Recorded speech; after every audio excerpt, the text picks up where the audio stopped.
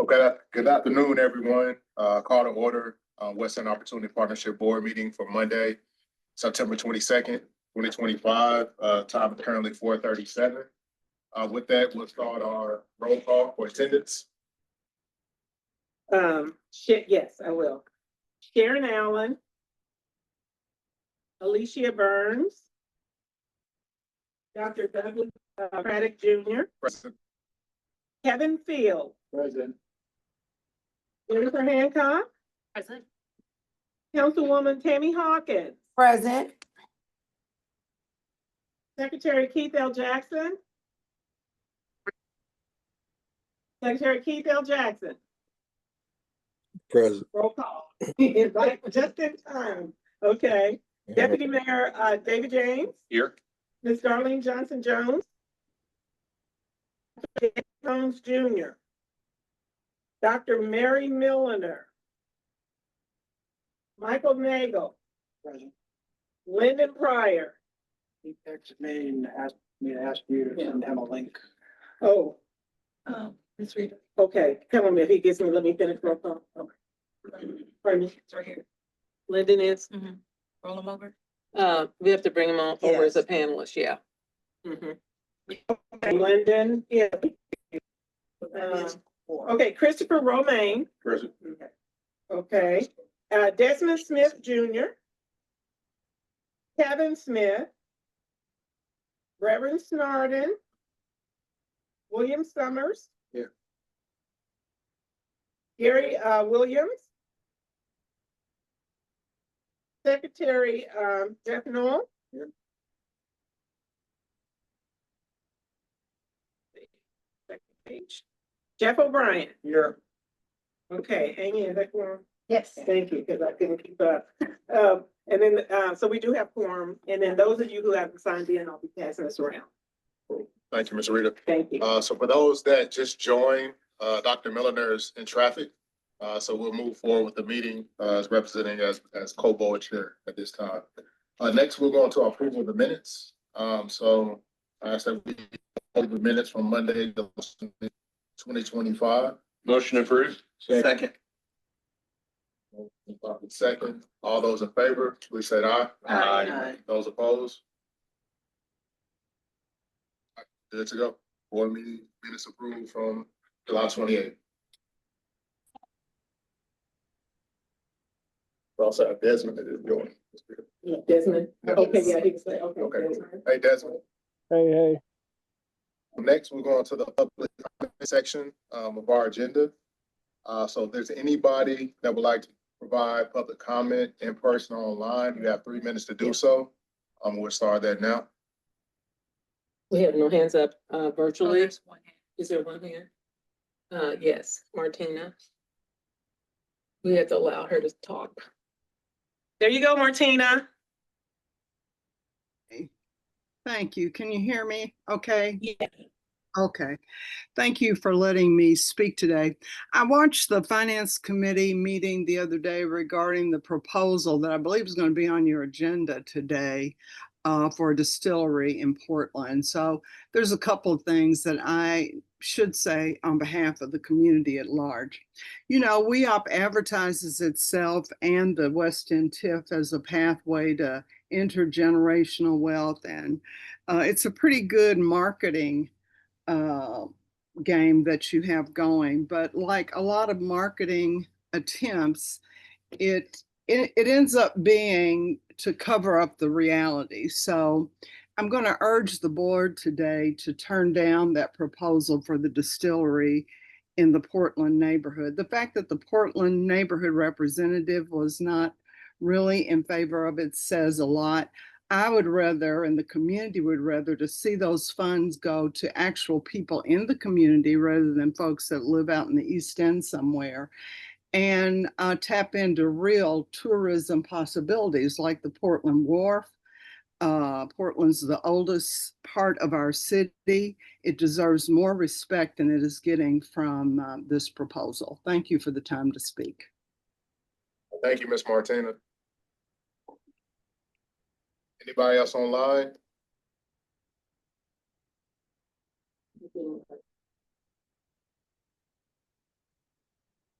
Go ahead, Ebony. All right, can you all hear me? Yes. Okay, so when many of us West Louisville residents attended the WEOP meetings, the overwhelming theme in every neighborhood was to bring in activities and entities that support youth, bring in places where youth could have fun and where youth could thrive. We stressed the number of nonprofits that do good work and that these nonprofit organizations need buildings to do work out of. At this moment in time, when we're scrambling to engage our youth, save our youth from gun violence, you need to think very hard about where you spend our tax dollars and where they could make the most impact as it relates to our youth. I believe the people who attended the WEOP meetings were spot on when they told you all overwhelmingly to use our tax dollars to help our youth. During these meetings, you all stressed over and over again how projects will be driven by those attending and made comment about what they wanted to see in their neighborhoods. I went to all but maybe one of the community meetings, and I never heard anyone talking about wanting more liquor in the neighborhoods or industry. It is my belief that the research conducted by your board is incomplete. Before voting on whether or not a distillery should be located in the West End, using West End tax dollars, this board needs to speak with community members in the California neighborhood who organized around the issue of whiskey fungus as it related to Heaven Hill Distillery. It isn't just a matter of keeping things clean, as one of your board members suggested in the Finance Committee meeting. Secondly, during the finance team meeting, you all talked about launching a marketing campaign that would help people get to know the work of the partnership. I believe the dollar amount for that campaign is going somewhere around $65,000 or $70,000. You can correct me if I'm wrong. It is my belief that the focus of the campaign should pivot. Instead of using the campaign to let people know who you are and what you've done, those dollars should be put toward inviting West End residents to submit their ideas, mentoring the folks whose ideas are chosen, and making sure those folks have the resources they need to bring their projects to fruition.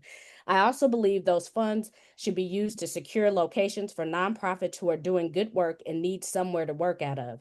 This is not an issue of, oh, the community just doesn't understand economics or business. This isn't the time for you all to be paternalistic. If we do not have a sense of urgency about our youth, we are doomed. And so in conclusion, I'd like to ask you, please do not prove all of us who were skeptical about the TIF. Don't prove us right.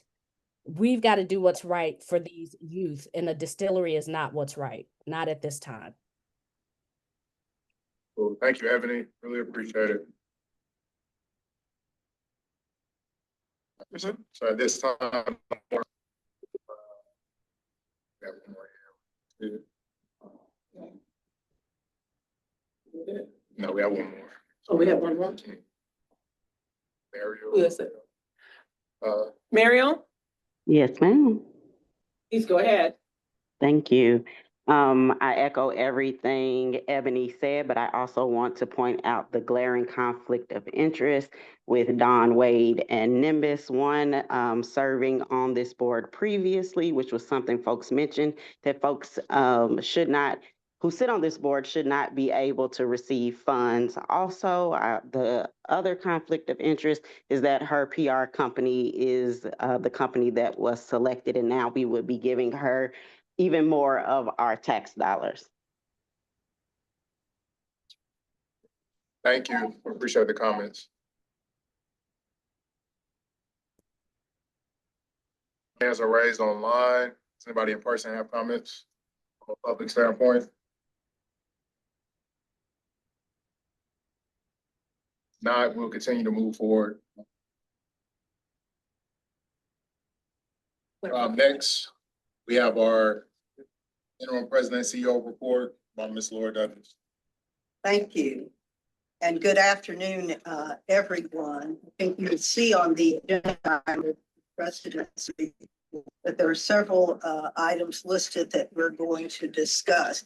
The first matter is I want to thank all of the board members who are able to come. Hi, Dr. How are you? Sorry. No problem. I want to thank all the board members who are able to come to the retreat that we held on September the 13th. although all board members were not in attendance, the majority of members were there, and we had a very lively and interesting discussion. Those of you who were there may remember that we had a discussion of the mission, vision, and value statement. And that statement had been previously discussed at a spring board meeting. We discussed it again at the retreat just to give members of the board an opportunity to review the statement again and talk among themselves about it. The matter is on the agenda now, today, at this meeting, for a formal vote. Dr. Wade is here and she can lead us again in a discussion of the vision, mission, and value statement, show it on the board and help to refresh our recollection before we do a final vote. Dr. Wade, do you want to come forward and talk about the vision, mission, and values? Sure. I know this is repetitive to those of you who were here for the June board meeting, as well as those who were present for the retreat. What was that, 2 Saturdays ago, a week and a half ago? So, as we talked about the intent of the partnership, and not just what the legislature, requires, but we really want to be able to establish a clear mission, vision, and values that really affect what will impact the West End or what the goals are. I think by defining these principles, it'll help align the organization with the long-term work, the long-term impact of the work is being done. And that's done to ensure that the purpose and contributions are effectively communicated. When we talked about the mission before, the mission is to be a quick explanation of the work that's being done by the organization on a daily basis. This is meant to be a guiding statement for residents, profits, and businesses. And the way in which we have the mission stated is that it's to invest in residents, nonprofits, and businesses across Louisville's West End by providing the resources and opportunities necessary to drive responsible revitalization, foster economic growth, and build a thriving community for all. So if you notice, that doesn't get into the operational components of the work that's being done or how it's being done, but that's what the organization is tasked to do. And then we get into the values. The values are the behaviors and the morals that the partnership should exhibit on a daily basis to meet the mission. And we presented a long list, but the 3 values that rise to the top for us are collaboration. And that involves co-creating with residents and partners so decisions are community informed. Second is equity, prioritizing people and places that have been historically excluded from investment and opportunity. And third, transparency, being committed to sharing information openly. During the board retreat, Lyndon brought up a really good point about community informed versus community centered. And he recommended that we change, can you go back one please? That we change in collaboration where it shouldn't say community informed, but should instead say community centered, meaning you're not telling the community what you're going to do. The community is involved in decisions that you're doing. So that it empowers that a little bit more. And I think that I'm totally aligned to making that change. So unless anybody has any issue with that, that would be what my recommendation would be there. Is there any discussion about that currently? I would have a question. I think the operative question is how we defining community, because it comes from many walks, many perspectives. It represents the collective. So in evaluating based on that particular value statement proposals, how do we discern, which part of the community are we centering for? The way in which it's written there, it would be residents, meaning residents within West Louisville, as well as partners that exist within West Louisville. So from that perspective, that's who I think should be a part of the process. Show up from both extent. Got it. And then lastly, we have vision. When you think about vision, vision is what happens down the road. Vision is what happens in 20 years or in 10 years, right? If we exhibit our behaviors that are present within the values, if we start meeting our mission by the work that's being done, And that long-term success is really what vision is, right? So it outlines the long-term impact, right? So the partnership seeks to achieve this by pursuing our mission statement daily. It should be aspirational. It shouldn't be what we can accomplish in a year, right? It has to be something that's big enough that we can take chunks out of it each year. And it should provide clear direction. No problem.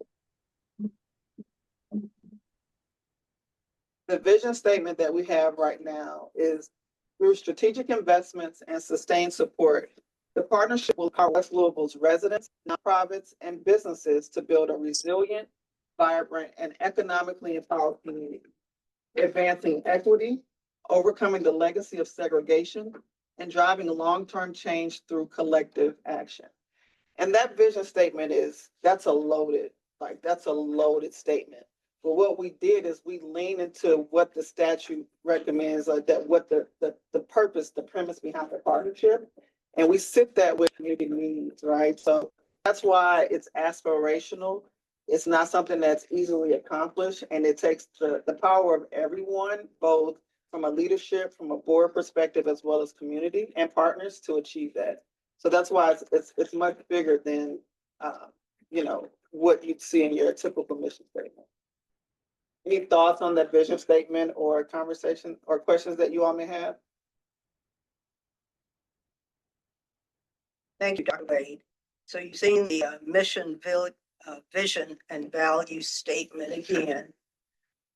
And note that there is a proposal that the vision statement be modified to include that one modification that we discussed during the retreat. So with that said, is there a motion to adopt the vision, mission, and value statement? Is there a second? All those in favor, please say aye. Aye. Is there anyone who is opposed? Thank you very much. Thank you, Dr. Wade. Now, the next matter that we'll look at is the public awareness campaign. The public awareness campaign. And again, this is some information that was also presented at the retreat, but this is an opportunity for everyone to see it because everyone was at the retreat. Dr. Wade and her staff have been assisting us with thinking through and developing a strategy on how we can more aggressively and soundly put ourselves in front of the public so that they will know who we are, what we stand for, what our focus is, what our responsibility is. So to that end, her folks have developed a series of public information spots, and I think it would be helpful for us to see those here at the board meeting. If you can cue those up, Travis. So you're going to see 3 videos today. And when we started meeting with the Community Engagement Committee several months ago, we talked about what is it that people need to know about the partnership. We had a couple meetings, and where we walked away with 3 things, right? People need to understand why the partnership exists and what that means. We really want to be able to show the progress that we're making from that perspective, to show that we're doing something, right? So that's one of them. So have more awareness about the partnership. The second one is we want to bring awareness to the fact that the partnership is empowered by board membership. So understanding that there are different tenures for different board seats, it's important that we always have a repository of seats that people want to fill, so that as one becomes vacant, it can be filled so that the work doesn't stall and the work can continue. So we wanted to bring awareness to the fact that people from the 9 neighborhoods can apply to become board members. And the last one is one that's less commonly known, but it's also very important, is that there's an advisory council that should be attributed to the work that's being done. And that's also bringing in awareness about the advisory council seats. So there are 3 different videos I'll walk you through. This first one is really leaning into awareness about the partnership in general. So we'll play it. You can go next. Hopefully the audio plays for everyone. If not, I believe that Ms. Rita has emailed out the links for it.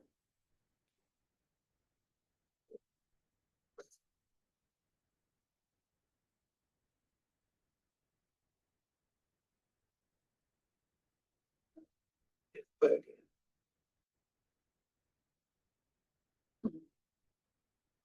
My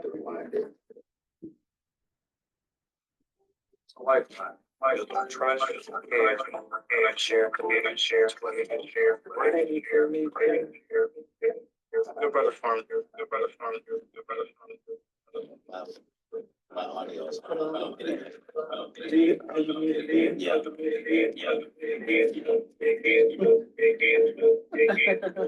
If my audio is on, you're gonna get an echo. And I'm Yeah. sure. Unless you can mute that, yeah. Meet the partnership one, and then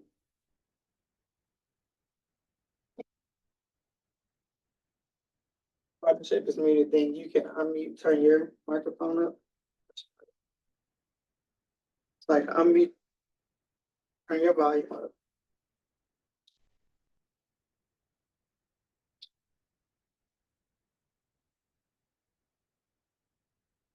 Yes, turn it up. Unmute that, that, that. See what's it, see what's it, see what's it. No.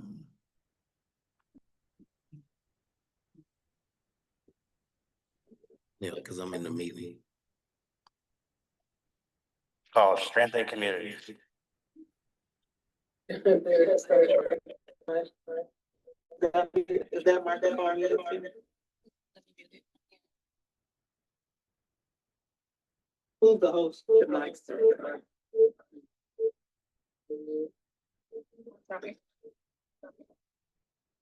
Mute up. Mute up. Mute up.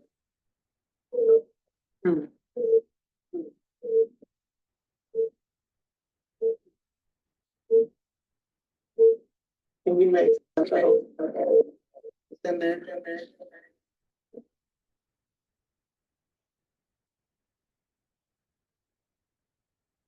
I know those of you who were at the retreat, remember the videos were fabulous. Here, just connect. Let's try that. I'm using. Get there. This is more than a pharmacy. Good Brothers Pharmacy is now open, and we appreciate the West End Opportunity Partnership for believing in our vision.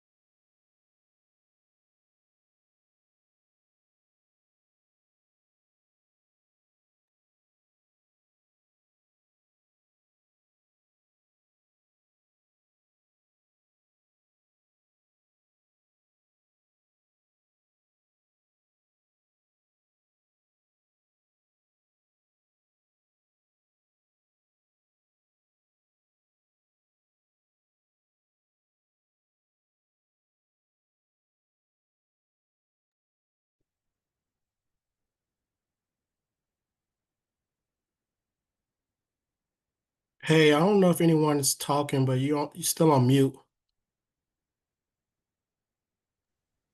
I can hear y'all now, and at first I couldn't.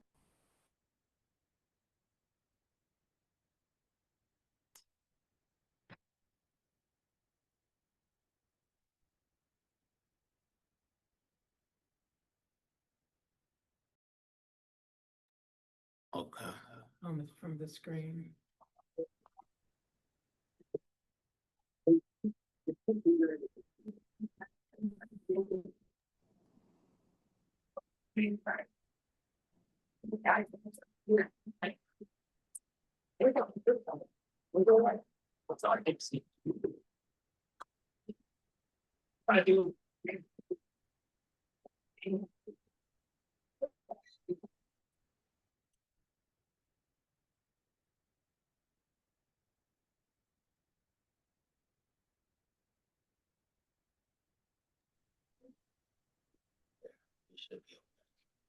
Yeah. Yeah, we're back.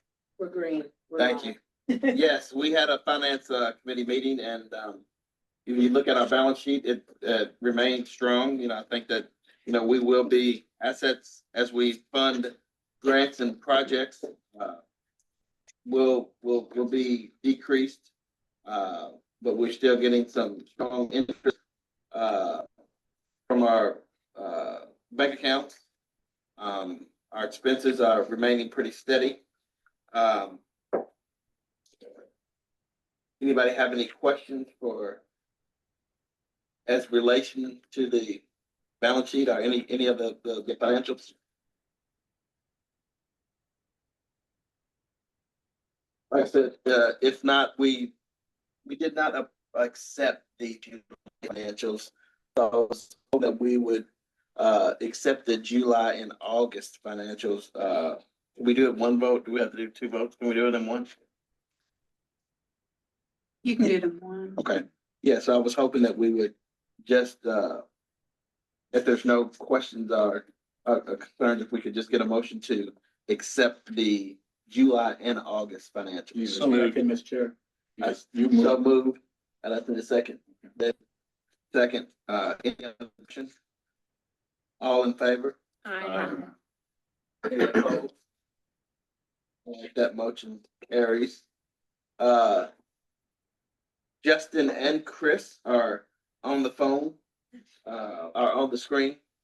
You have any updates for us from a pro perspective? No other updates from last meeting. Everything is good to go. We are finalizing the budget, so that'll be upcoming in the next finance committee meeting. But other than that, no further updates. So just, yeah, should have a budget at our next finance committee meeting that we will bring to the full board after that meeting. Does anybody else have any questions for Justin? If not, I got a quick question. ma'am? This is Councilwoman Hawkins. I had a couple of quick questions. And not to backpedal, first I want to apologize. I had Jazz in Algonquin, so I did let Rita know that I wasn't going to be able to make it to the retreat.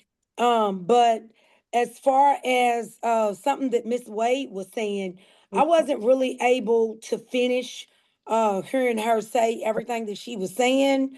But I did have a couple of questions, when she said, the vision, and when she also said real progress in the West End. Like,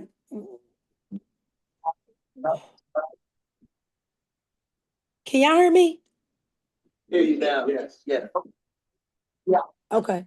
Y'all can hear me now? Okay, Okay. so I was saying that I apologize for not being at the retreat. I did let Rita know that I wasn't gonna be able to make it because I had Jazz in Algonquin. But just kind of going back because somehow or another, I wasn't able to see Miss Wade finish what she was saying. It was just a couple of things that she said, and couple of statements that she made, talking about the vision, and then just talking about the real progress, you know, that the board needs to make in the West End. So we have an audio transmission issue. That was. Picking up. Tammy, you're going in and out. We can't hear the last part of what you're saying. Well, it's not me, it's Miss Sharon, it's her coming in talking and can you hear me now? Can you hear me now? Yeah. Okay, so what I was saying is that there was a couple of things, like we totally got tuned out when Miss Wade was talking. Some of the things that she said as far as the vision, the real progress in the West End. Can you explain it to me? When we talk about mission and vision, it's the work that the partnership is accomplishing. It's not talking about all of West End. It's talking about the impact that the partnership is able to make the businesses through the relationships that it's able to foster. So when we think about what the partnership can accomplish in 20 years, we want to lean into what does the legislation say, like why it's created, and does the partnership actually create the things that it says? So I think one of them is revitalization, for example. So are we empowering revitalization by the decisions that are made, like where funding is going and business partners that the partnership itself creates, right? So it's talking about the impact that it does. And if you do this consistently, you should overcome a lot of the structural systemic issues that the West End has faced from their perspective. So I call it, the ship that raises all tides. Because of this economic impact, whether it's through housing, whether it's through economic development, whether through starting business incubators in various capacities, that's how we know that you see a vision of the partnership. Okay. Tammy, does it answer your question? Yeah, that's fine. Thank And you. there are specific words, and I know that when I was here before, we talked about certain words, and words have power and meaning. So we're really careful with the words that we use. So we use things like empower, things like that. I did hear you when you said that. I did hear you when you said empower. I was glad to hear you say that, but I just was making sure that the real progress is coming from the community and the vision is in line with what the community definitely wants to see. And what I'm assuming is that we're solely relying on the board members to kind of, you know, I guess let the communities know this, right? I think it's a multi-pronged approach, right? I think that you have the board members that are allies and supporters of the work that's being done, but you also have the residents and the partners that should benefit. And I'm not sure if you were able to hear the audio just from like the Good Brothers Pharmacy. So that was from their POV. Because of the support of the partnership, they're able to do the things that they're doing. So I think it's more so you have different tangents in terms of how it is. The Delta Foundation and the pharmacy, I'm very familiar with them. And I mean, I think they're great. I'm just, talking about moving forward, just as like anything else. I just want to make sure because, council gets the backlash of when the community members don't, get the communication that they should have. So just making sure that the transparency is, and I guess we're relying on the community meetings that we had in the past to make sure that the community stays engaged. And if the board members from the 9 neighborhoods are doing that. And the only reason I say that is because I work for the people, right? So it's imperative that the board members stay in tune with the people and the neighborhoods that they represent to give them this information. So if it's not in line with them, they can bring that information back. Thanks, Okay. Ms. White. I appreciate you for that clarity, though. Thank you all. Thank you, Tammy. As we continue to move forward, financial consultant Chip, there, but do you have any updates, anything you need to let us know about today? Nothing, the only we discussed at the next committee of note for the board would be the meeting we had with President Stivers. A small group of us went to sit with President Stivers, Laura, Rita, Amy, myself, and we sat with President Stivers and his staff, and really just was the timeliness was good. The annual report was finished, and so Laura was able to share that with him and give him an update and talk about sort of the funding initiatives that have come into place. And so that the intent of it was to get the upcoming General Assembly session that starts January 1 of this year, with with an idea of making sure we pay attention to the TIF and how much it's kicking off, and is it the amount that the partnership needs to move the mission forward. Yes, we appreciate that. And like I said, I mean, with your guidance and the staff with Laura and Rita, I think that we've done a great job of staying very aligned with our state as far as the state and the city and the business community that helped create this. So we appreciate that. Any other comments or questions or anything? Yeah. If not, we got Travis and Laura, we're gonna start hearing the presentations of some other funding opportunities that the Finance Committee thought would be brought to the board. Travis and his team are going to bring forward two proposals.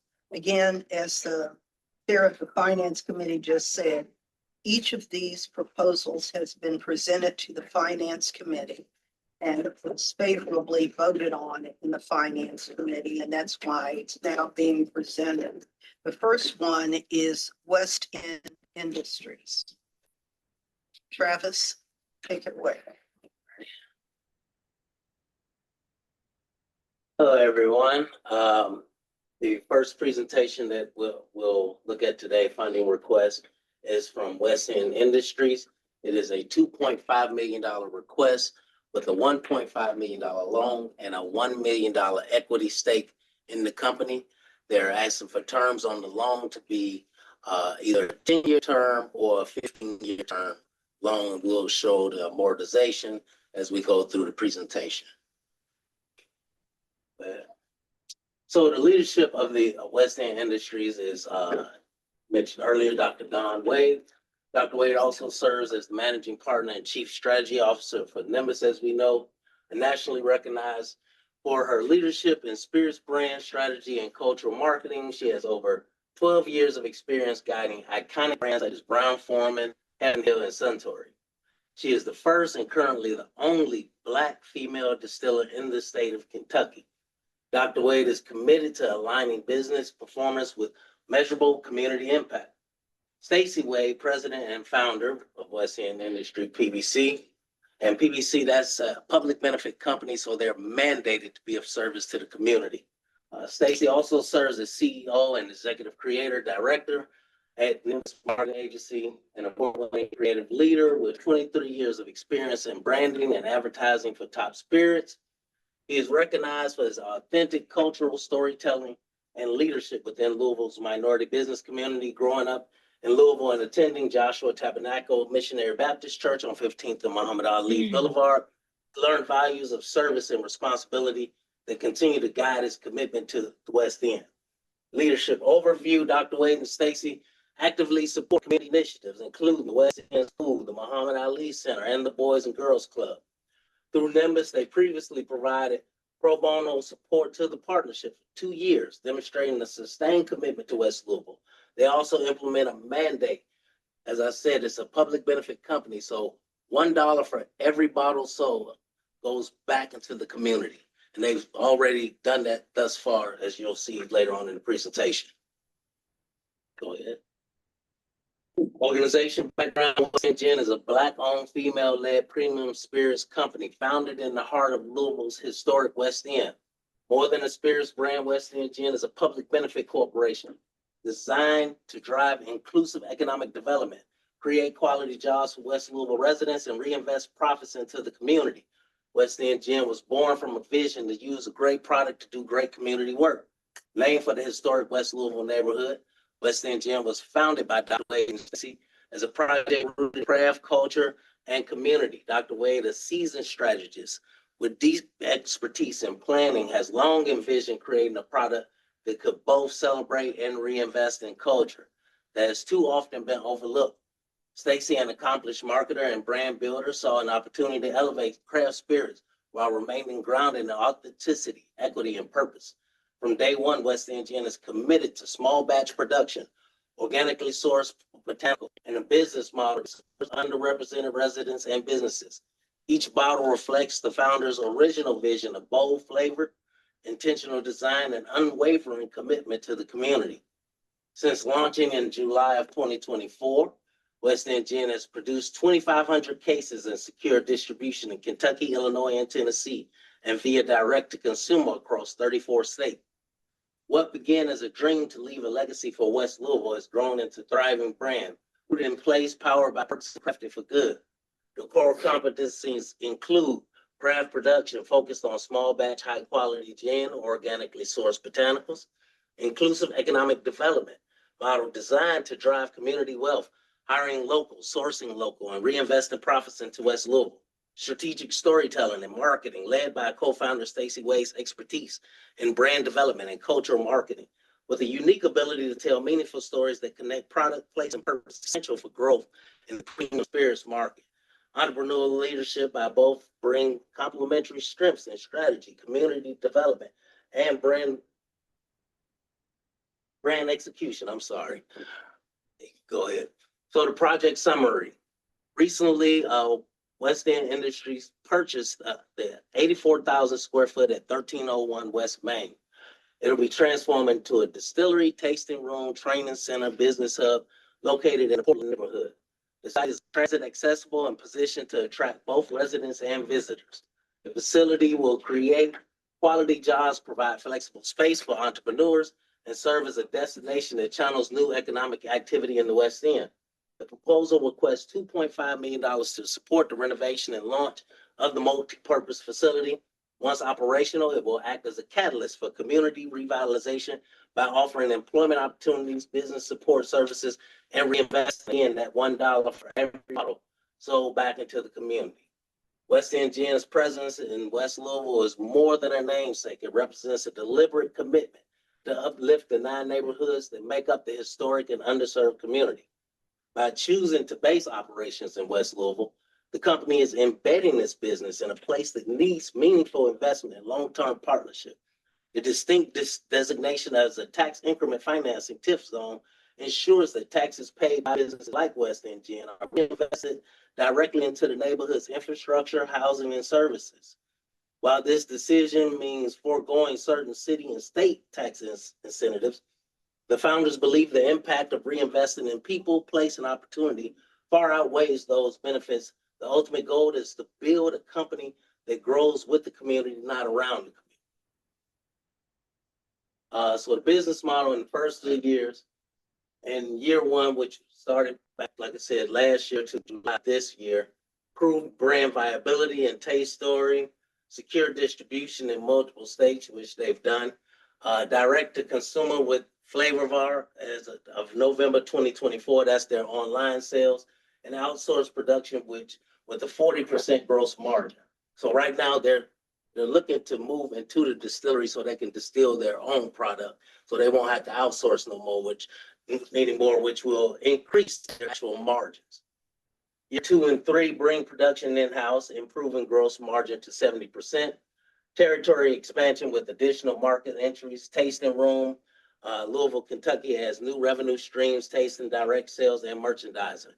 So under law, they'll be able to sell up to 4,200 cases right inside of the building itself. So again, that's going to increase their actual marketing, their actual revenue stream. They've already purchased the building, the $2.72 million building, and they put a $500,000 down payment on it. Quarter 4 renovation and distillery build out. Quarter 2 and quarter 3 of 2026 launch tasting room, began community events. Quarter 3 of 2026 and through quarter 1 of 2027 opened the Community Flex Space and Cafe, which will showcase that later. And 2027 expansion of markets and continued community giving, which they've already begun to expand their market. When they first applied, they, at that time. Hey, Travis, Tammy has a hand up. She may have a question. No, Okay. but he can go ahead and finish. Go ahead and finish. You might answer Yeah. my question. Go ahead.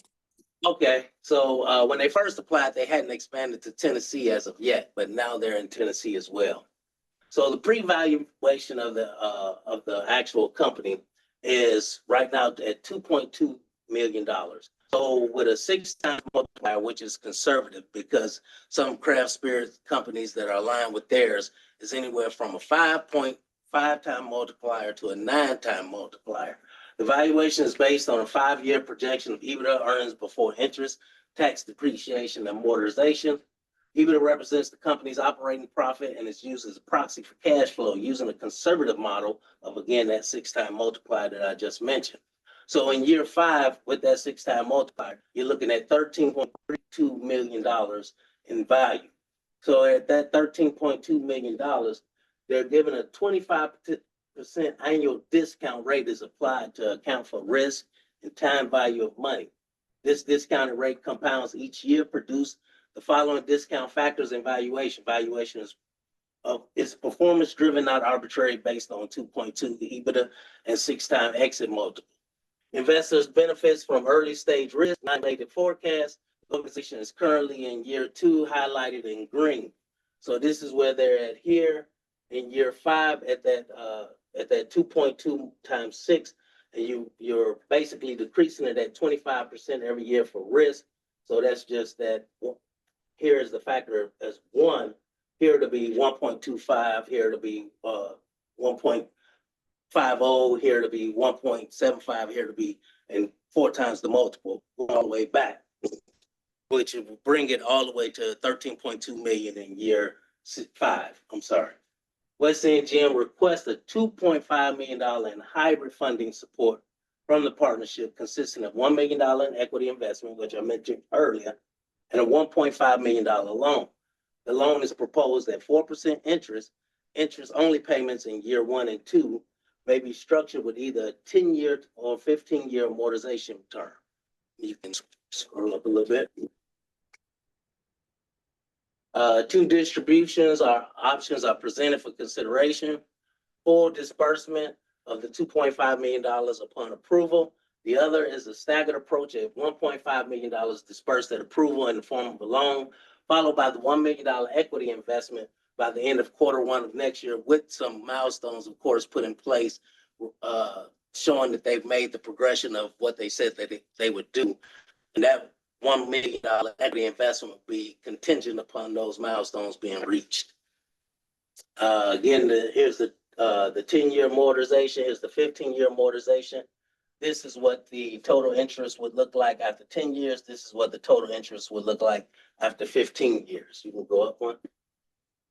You can scroll up. This is just showing that interest paid comparison again. And this is the amortization, what it would look like over the 10 years, what the payments would look like. Going all the way to 0 balance at year 10. And you go again. And the 15 years, this is what the payments would look like between those 15 years. And again, that just over $500,000 in interest with 15-year amortization.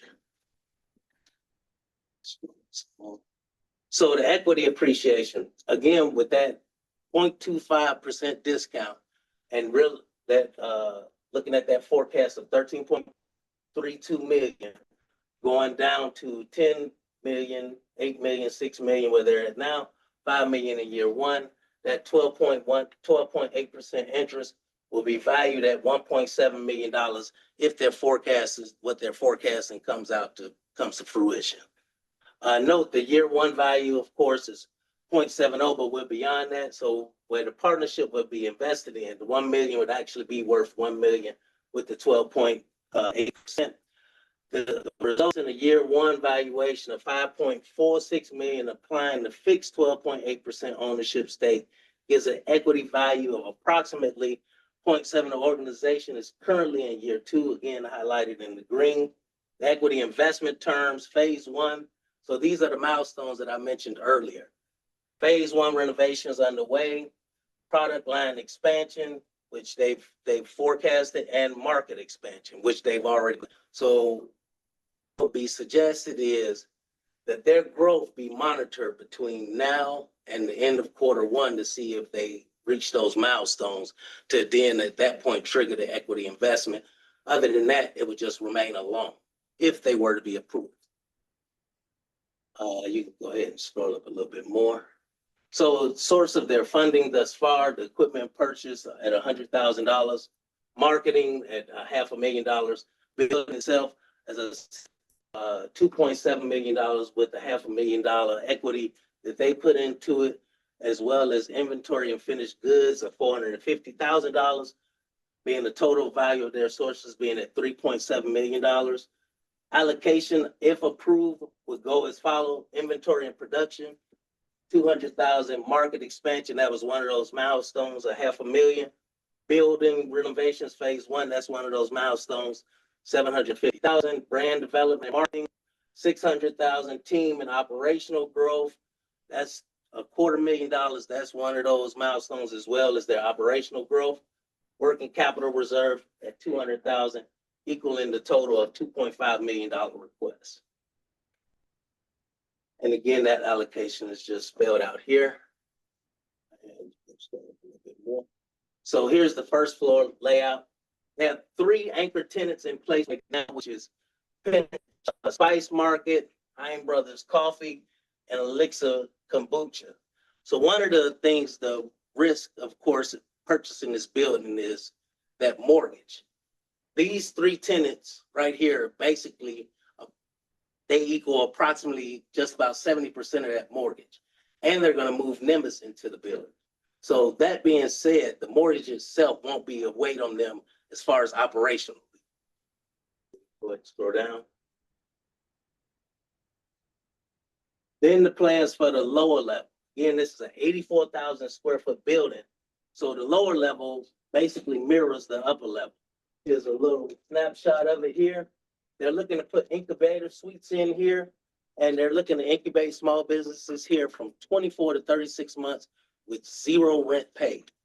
So any small business that from the West End, of course, that comes to them, they want to begin to grow their capacity, to scale their business, maybe start a second location. They can go here, as well as the community can use the meeting pods, the flex spaces, and so forth. So this will be essential to the building itself, which stretches it far beyond just a distillery. Scroll up a little bit more. So current operations, official product launch was in July of 27. They started the business in 20, but they did their research, their due diligence. They did not launch the actual brand West End Gin until last year. They created, produced 2,500 cases thus far, distributed partners with Heritage Wine and Spirits. And again, these are 2 marketing specialists that have done this with spirit companies and made this work for other spirit companies. This is them doing it themselves and doing it in the community. Direct-to-consumer sales launched November 24th. That's the online sales that I was telling you about, which spread it out to 34 different states. Accounts in reach, 171 active accounts thus far, 141 in Kentucky, 30 in Illinois, and they just, again, closed that account in Tennessee. 58% of accounts reordered. Average purchase is $23.89 per bottle. Revenue to date, total cases sold are 1,000 cases sold. Average revenue is $19 a bottle. Reorders and growth indicate strong demand for premium craft gin. Operational partners, outsourced production and bottling with strategic partners ensures quality and scalability. Distribution footprint now includes Kentucky, Illinois, Tennessee, and Washington, D.C. That's the online is the Washington, D.C. Property operations, West End Gin has purchased their building at 1301 West Main. Current tenants generate $13,000 per month, covering, again, like I said, more than 70% of the mortgage obligation. Scroll up. So their market penetration plan is this. They originally looked at trying to go into all of these areas in the first year. The only one they didn't go into was Georgia, but they still hit that 1,000 mark of those cases sold. So what they're looking to do in year 2 and year 3, again, you can sell those 4,200 cases out from the location, which just a couple of blocks away, you've got $44 billion in revenue coming through downtown for tourism and right here, if they can sell 4,200, you're talking about over $1 million in revenue alone, just from what they can sell through the door, not counting the tasting room, not counting online, not counting expanding the markets.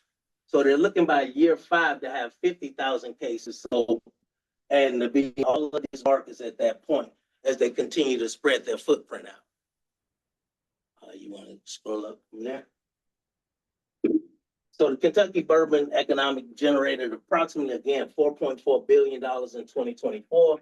That's from the Go to Louisville Economic Impact Report and the Kentucky Distillers Association Economic and Fiscal Impact 2024.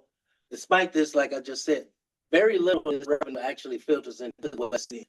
This will be right there on the cusp at 13th Street, which some of that at $4.4 billion, if you got 1% of that, what would you make at that point?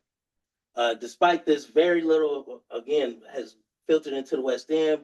Bourbon tourism destination in Louisville routinely attract 100 visitors per year. So each one of these establishments give 100,000 foot traffic every year. And that's from the Kentucky Bourbon Trail to, again, the KDA report. Conservative model, again, 100,000 times average ticket, merchant, tasting, spending, that's $1 million in local revenue. West End Gin's tasting room, that's spending directly into West Louisville's neighborhood, circulating dollars back. Because again, not only payroll tax, not only property tax, but now you're talking about sales tax. So there's several different revenue streams being created, as well as being a community resource right downstairs that can be used as a hub and a network place for small businesses in the community. Okay, scroll up a little bit more. Again, those projections, this basically reflects what we looked at earlier as far as the expansion, that 1,000 cases sold year 1, looking to move up to 50,000 cases in year 5 at that enterprise value of $13.3 million in year 5, with building renovation, cost of goods, revenue, percent costs, and so forth, all in there.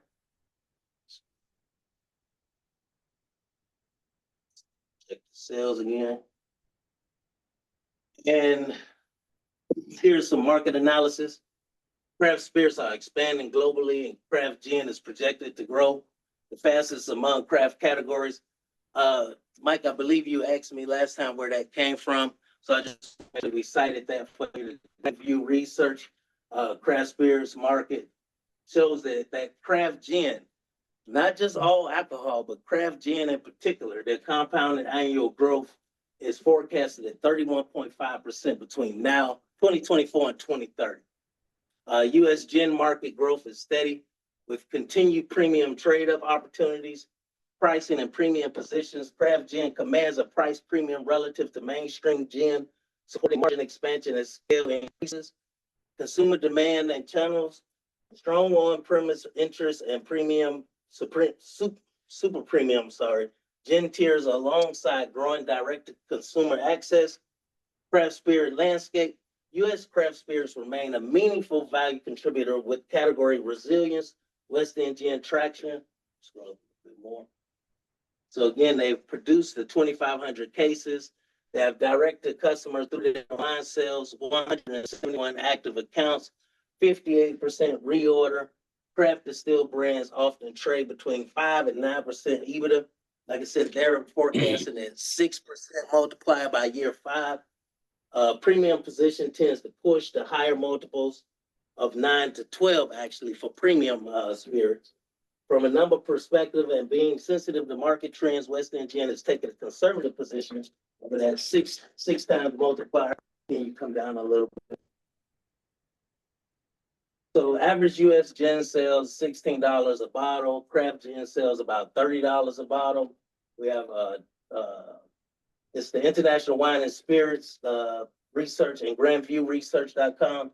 US gin markets projected at, again, 6.5% increase through 2030. Premium plus gin at 3% increase, or had a 3% increase from 2019 to 2023.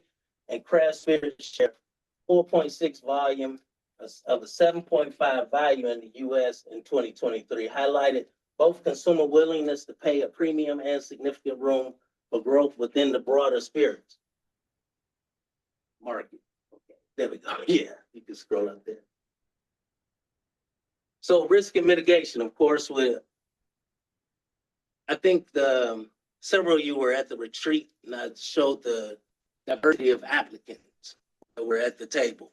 And I mentioned that there's a range from the sophisticated developer or company that's been around for several years, but they may be asking for a 40-year, 50-year term. And then there's the small company that the business plan is written. So it's going to be some risk with any of these requests, to be honest. So we try to look at some of that risk and some of the ways that they can be mitigated. So of course, with this renovation that's going to happen, you're going to have a construction risk. There's potential delays, cost overruns during phase of renovation, distillery build out. One approach for mitigation: engage experienced contractors and consultants, which they've already begun. Using a phased approach with contingency fund to limit exposure, which they already have set aside in their budget, as you saw. Market dynamics, competitive spirit industries and shifting consumer demands. Mitigation position, fast growing category, craft gin, again at 31.5% CAGR projected through 2030. Premium price point in early traction with 58% reorder rate, validate market demand. Community commitments. So with a lot of the companies, are you going to commit? Are you going to do what you said you're going to do for the community throughout your existence? With West End Gin being a public benefit company, even though they, of course, would likely do it anyway, but they're mandated to be of service. They're mandated to give back to the community. Financial sustainability, meeting mortgage and operational obligations, that's a risk during early growth. But again, those anchor tenants equaling over 70% of the mortgage helps with that. Operational scale up, risk is transitioning from outsourced to in-house. Production may challenge margins. So currently, outsourced partners provide a reliable scale, and that phased increase gross margin from 40% to 70% for 2027. They're not just going to stop with their outsourcing. They're going to do this over several years. So that'll help them grow their margin, but also help them mitigate some of that risk of bringing that in-house. Public environmental concerns. So there's been, of course, we've heard of some concerns with environmental issues with distilleries and such. So the environmental impact of distilled spirits, particularly long-term barrel aging, is under public and regular scrutiny. Dark spirits like bourbon and whiskey are almost always aged in wooden barrels. The aging process leads to evaporation losses, which they call the angel's share, over time, meaning ethanol and other volatiles are lost in the atmosphere. In Kentucky, bourbon production loses approximately about 4% annually to evaporation. Those that age longer lose 22% over a decade, and that comes from distillerytrail.com and the glenlivet.com and the Ecology Law Quarterly. However, gin and vodka are not distilled this way. They're not aged this way. They're distilled, then bottled, then shipped out. So this is something that combats that. And I know that's a concern with a lot of people with distilleries. And in Kentucky, that needs to be addressed. There's been lawsuits as well. But gin does not follow that model. You do not have bricker houses. You do not have barrels sitting up. You do not have that evaporation into the atmosphere. So that mitigates that problem right there. Scroll up a little bit. Community benefit and historical contribution. Commitment to community. As a public benefit corporation, West End Gin, again, at $1 for every bottle. Historical contributions. $10,000 impact award donated to West End School at launch 2024 before any product sold. Before they did anything, they were already being a benefit to the community. They said, this is who we are. This is what we're going to do. This year alone, $6,000 impact award to the West End Girls School. Volunteer engagement, including affirmation mirrors, read books, teacher survival kits, and celebratory opening events for students. Founders actively serve on boards of West End School, Muhammad Ali Center, and Boys and Girls Club. Scroll up a little bit more. So the future impact. Annual impact awards are projected to scale in line with sales. So with that year 5 projection that we put up there, that $1 per bottle would equal $300,000. So imagine that. That would be a $300,000 grant coming right back to the West End in year 5. High priority for West Louisville residents with the creation of high quality jobs at the new distillery facility at 1301 West Main serves the distillery, tasting room, training center, and community hub. That flex space I showed you earlier for entrepreneurs, offering wraparound resources such as marketing support, financial education, and business development mentorship for West Louisville small businesses. By operating inside West Louisville, TIF tax contributions are reinvested directly into neighborhood infrastructure and services. Again, like I said, not just property tax, not just payroll tax, but sales tax. This product, this is not just service. So products don't have a shelf life. It's going to continuously give back to the community. Phase development expands community access. Early production drives revenue sustainability, while later phases introduce hospitality, training, and gathering spaces that reinforce the distillery as a long-term cultural, economic anchor in the West Louisville area. Summary, West End Gin demonstrates a consistent track record of financial and hands-on contribution to West Louisville, with a growth model designed to ensure community impact scale out alongside business success. So as they grow, their impact will grow. As they bring in funds, they will put out funds into this community. This is a letter from of support from Lonnie Ali. And we have another one from Fort Bank. And then lastly, we just have some of the additional documents that we always show that they've provided. Are there any questions? Yeah. Grab some. Sorry, Councilwoman Hawkins. Yeah, I got a few things. I felt like Mary Jane Paul over here taking notes. Yes, ma'am. I got some questions and then I got some statements that I want to make. Okay, so Dr. Wade, she's a board member of the West End Girls School, right? That Brown Foreman is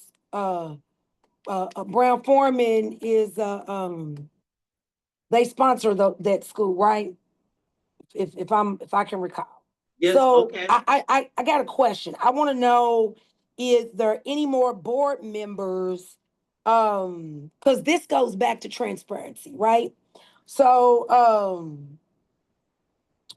and I want to be clear when I say this, because the first thing that people say is, oh, they don't want to see another Black woman thrive. I like Dr. Wade personally, as a person, but transparency is huge for me. So this ain't about a Black or she's Black, I'm knocking another Black woman. No, it's not that. I wouldn't care if she was white.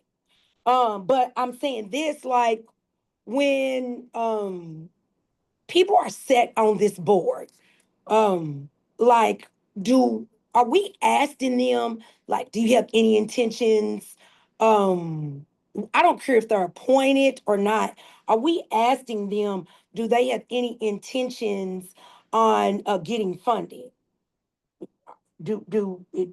Are we asking them that?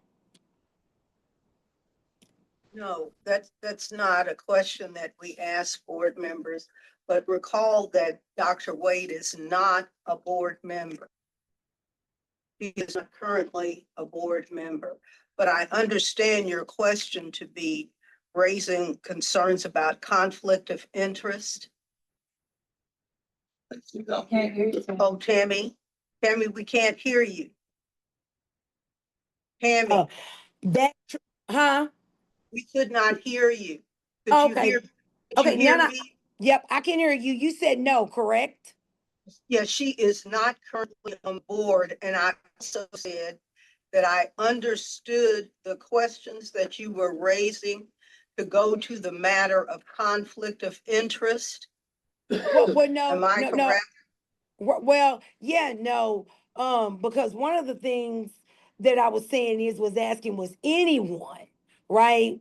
Like, let's say if someone was appointed to the board and they see how everything is moving and working, and then they off the board or whatever the case may be, and then they advocate for funds. Is there anything or any guidelines implemented in our bylaws that, states that once you sit on this board, you kind of privy to know how to navigate and you build relationships, and I know that that's, part of politics is building relationships and getting allies.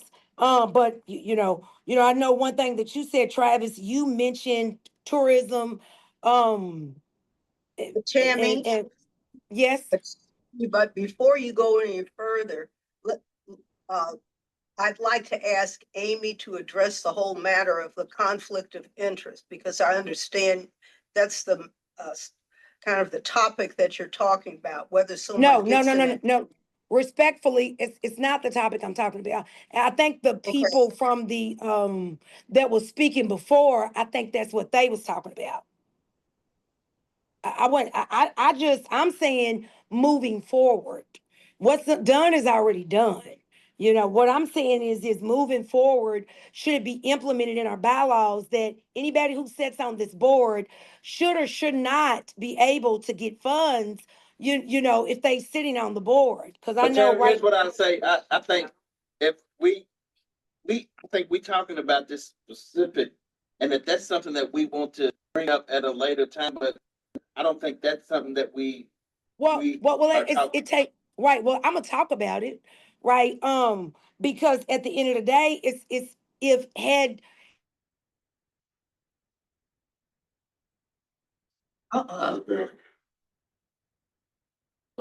Bad connection. Tammy, we cannot hear you.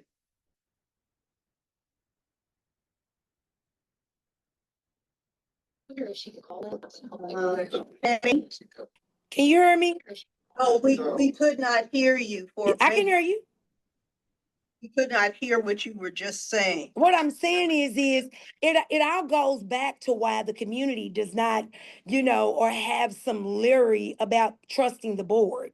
All I'm just saying is moving forward, anybody sitting in the room, if you want to utilize this board to get a business, just say that from the jump. Because these are things that make the community not trust us. We don't care about tourism. Some people do, but I care about community first. That's who I work for. So, and I just wanted to know, has Dr. Wade ever lived in the West End? Is that on her resume? Because liquor stores, like we got a million of them on, like we have people all the time talking about liquor stores, distribute. I mean, and I'm just trying to figure it out. Is this the real progress? Like I mean, it is, yeah, but yeah, go ahead. Yes, ma'am. But on their application, we have the business location, but not their residence location, which is outside of the West End. Yeah. But the application states that they're moving their headquarters to the West End. And again, as I mentioned in the presentation, they're foregoing some of those incentives that they could actually receive from the city moving into the TIF district. Right, I understand that. I'm just saying, meanwhile, we have a lot of people that's been born and raised that are still struggling that have businesses in the West End. Yes, ma'am. That was it.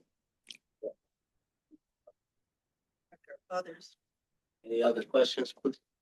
Yes, sir. A few questions. Thank you for giving a great, very thorough overview of this proposal, this proposed business plan. So I have 2 questions, and I just want to seek clarification on the $2.5 million ask that's embedded in the proposal. You mentioned that 1.5 of it is a loan. Yes, sir. And I want to understand clearly that the loan is to be amortized over 10 years. Or 15. So that's what the request is to the board. If approved, if considered at all, would it be a 10-year or 15-year? And also, would it be distributed at one time, or would the loan go out first and then contingent upon these milestones, the equity piece going. Okay, so the objective I'm looking at is how does the organization, the partnership as an organization, benefit from making this strategic investment? And so what's 10 years or 15 years, that loan will be paid back with interest, right? Yes, sir. And can you give another statement again of how much that interest might estimate to be? It's roughly $387,000 over 10 years and over $500,000 over 15 years. You can go to the amortization for me, Tiana. So here's the 10-year model here. With the first 2 years being interest only payments of $60,000, they're being amortized at 4% over the next 15 years.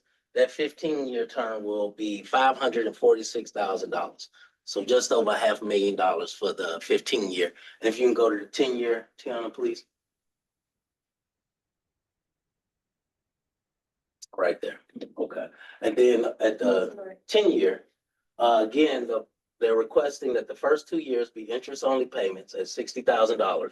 Okay, over amortized over 10 years at 4%, and then the interest being $375,000. So thank you for that. So the point I'm trying to bring clarity to is, and just in lay terms, let's say the partnership loans West End Industries 1.5 million, but we collect either 1.8 or 2 million over whatever schedule we agree to, right? Mm-hmm. So at the end of the day, the partnership is made whole in that investment. Then the other million is for equity. Mm-hmm. And I think you mentioned that's a 12.8% equity share. Yes, sir.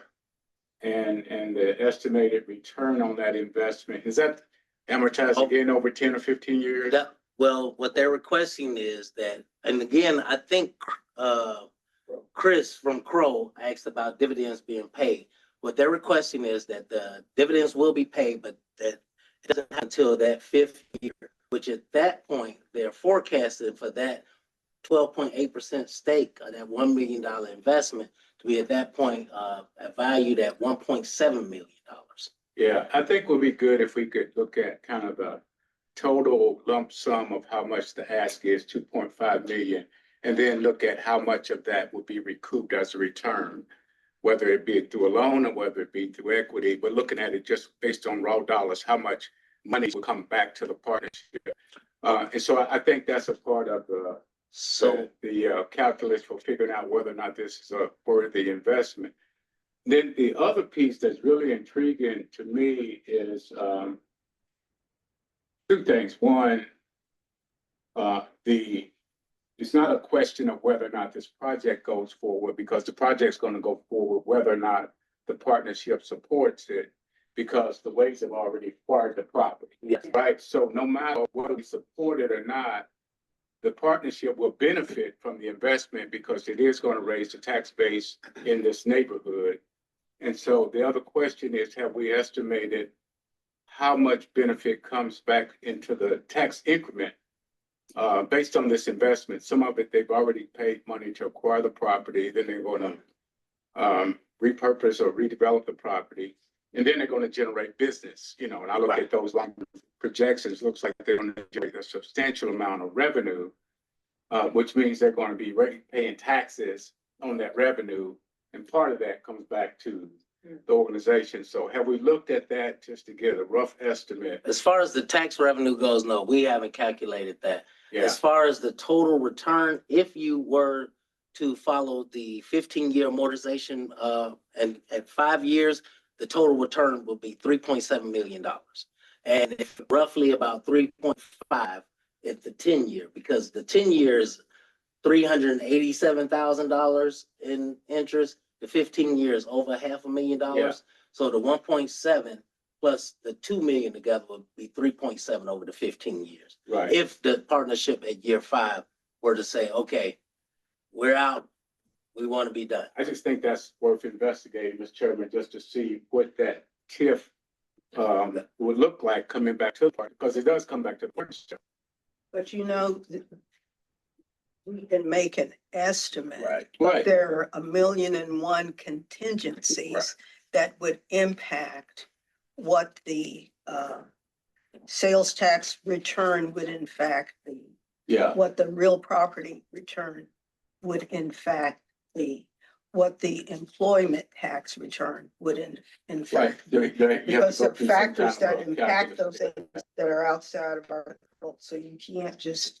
I stick get it, in the Madam chart. President, but the point is they're making an investment that's gonna lift up the tax base of the targeted neighborhood. Right. We just have to figure out how much we can expect, but the point is that would happen, right?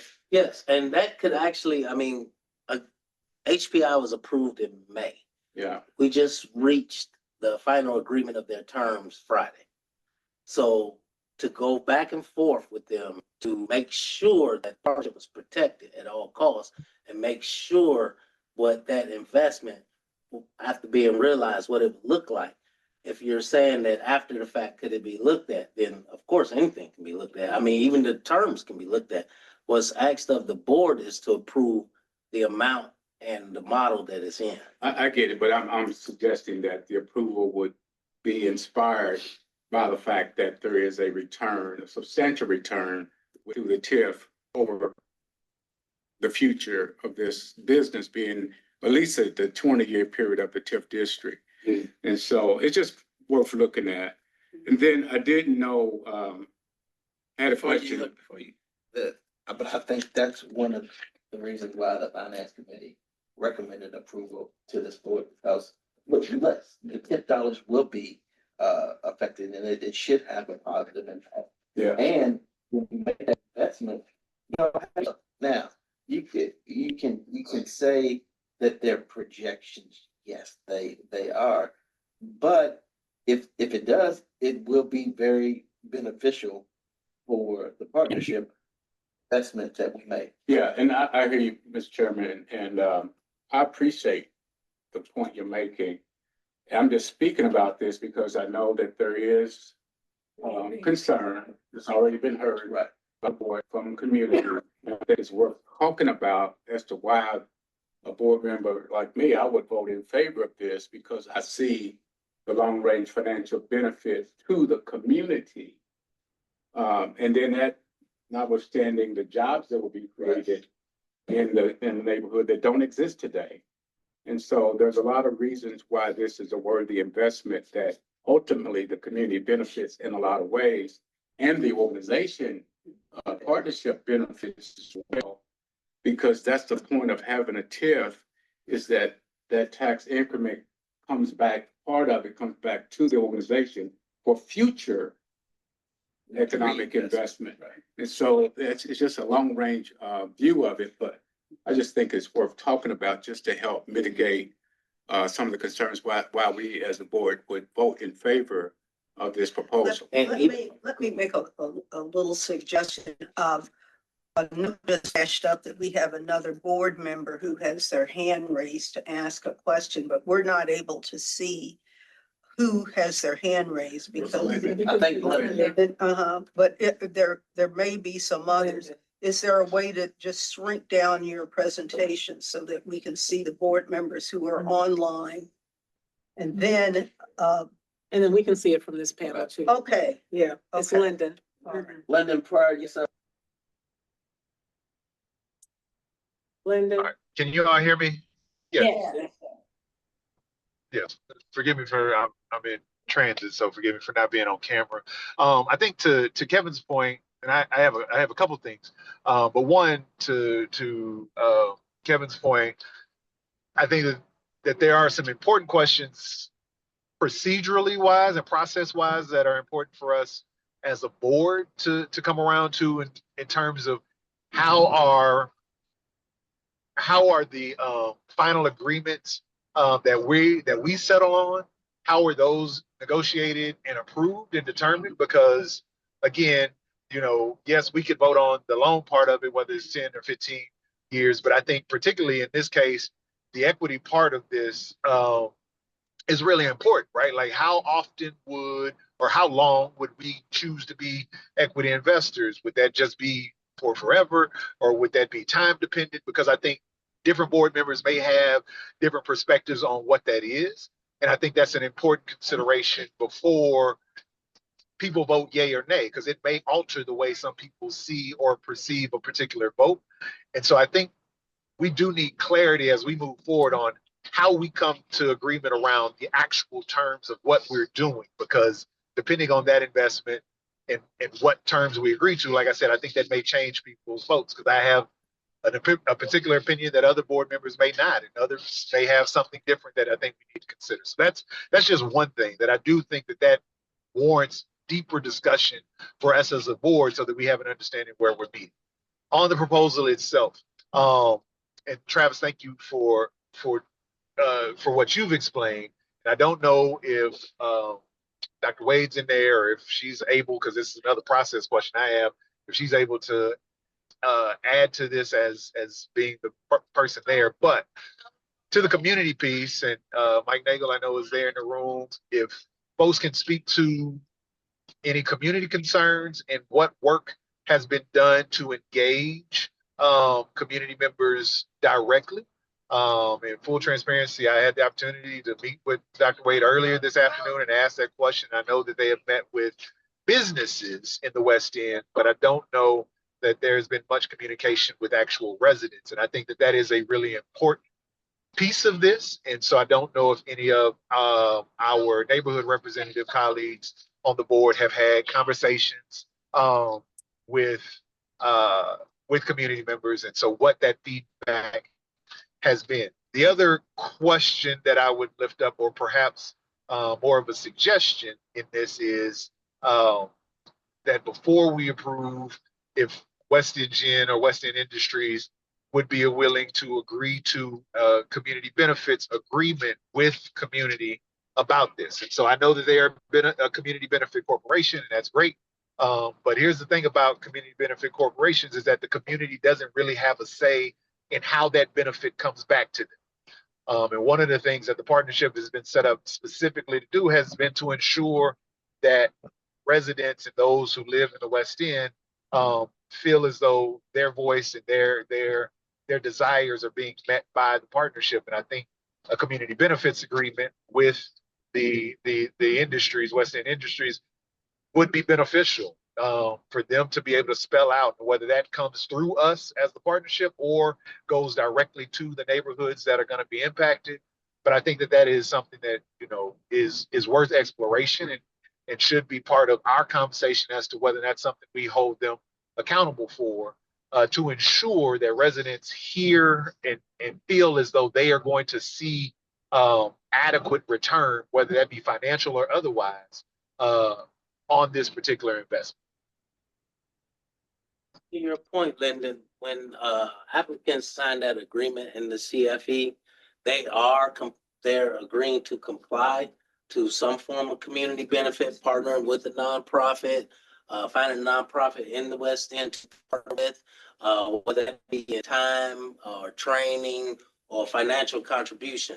So every time that any applicant puts pen to paper to sign that acknowledgement, you are acknowledging that you will be a benefit to this community.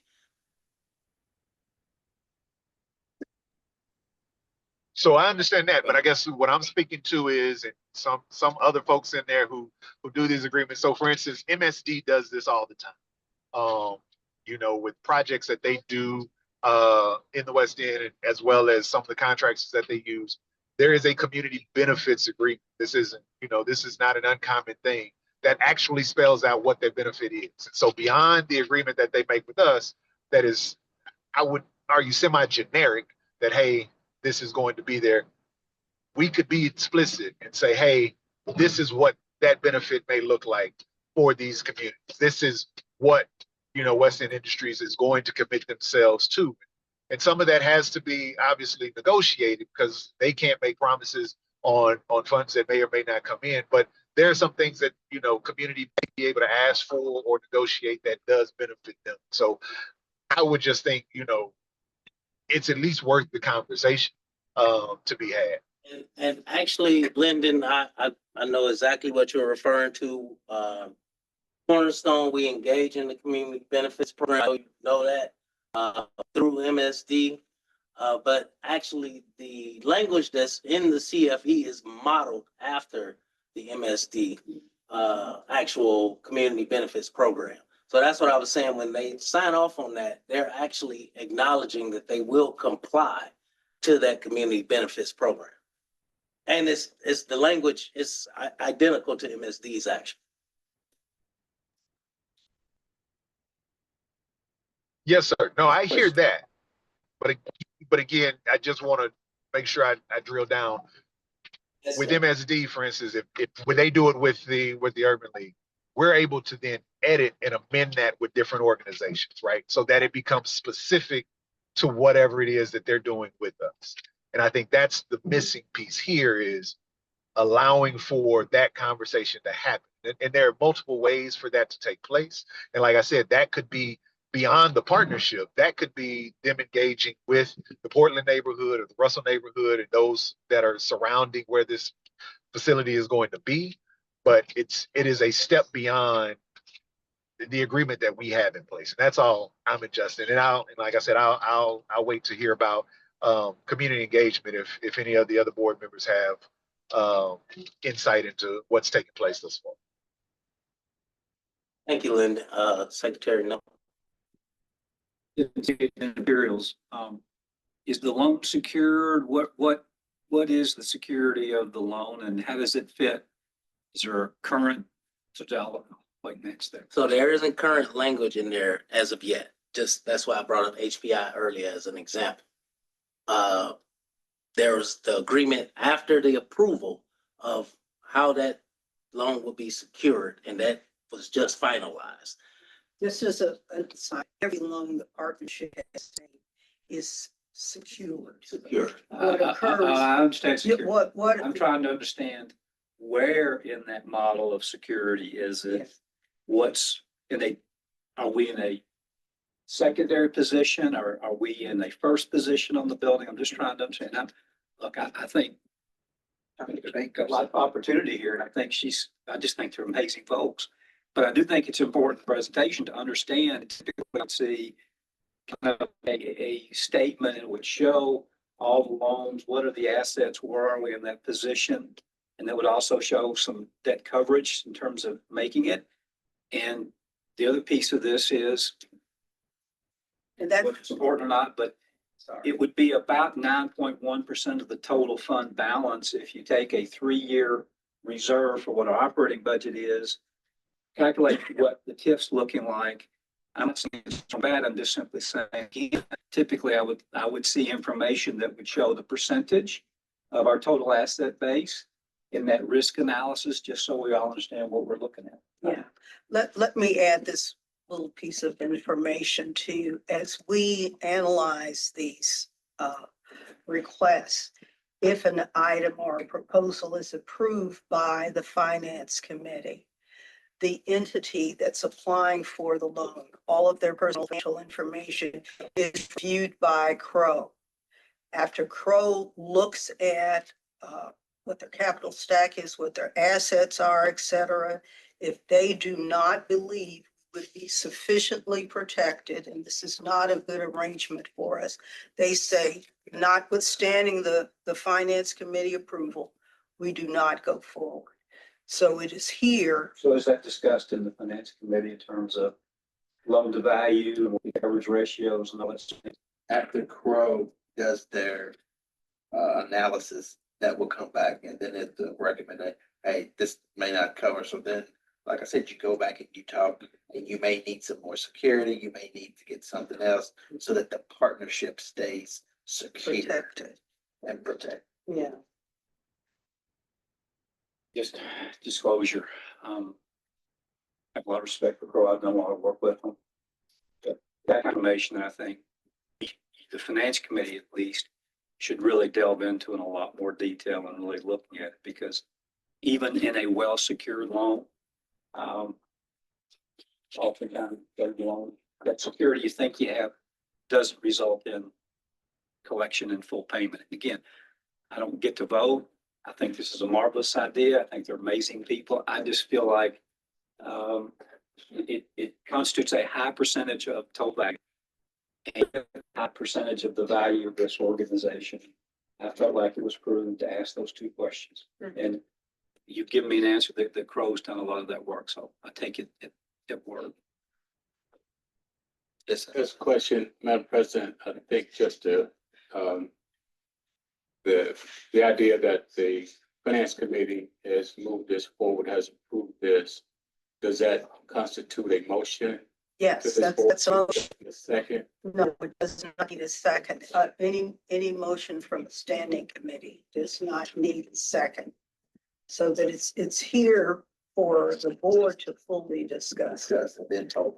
I have two questions. One, well, it's a two questions. How many people are they currently employed and how many people will they employ in the facility? And then two, I'd like to go back to have Amy address the conflict of interest. Yes.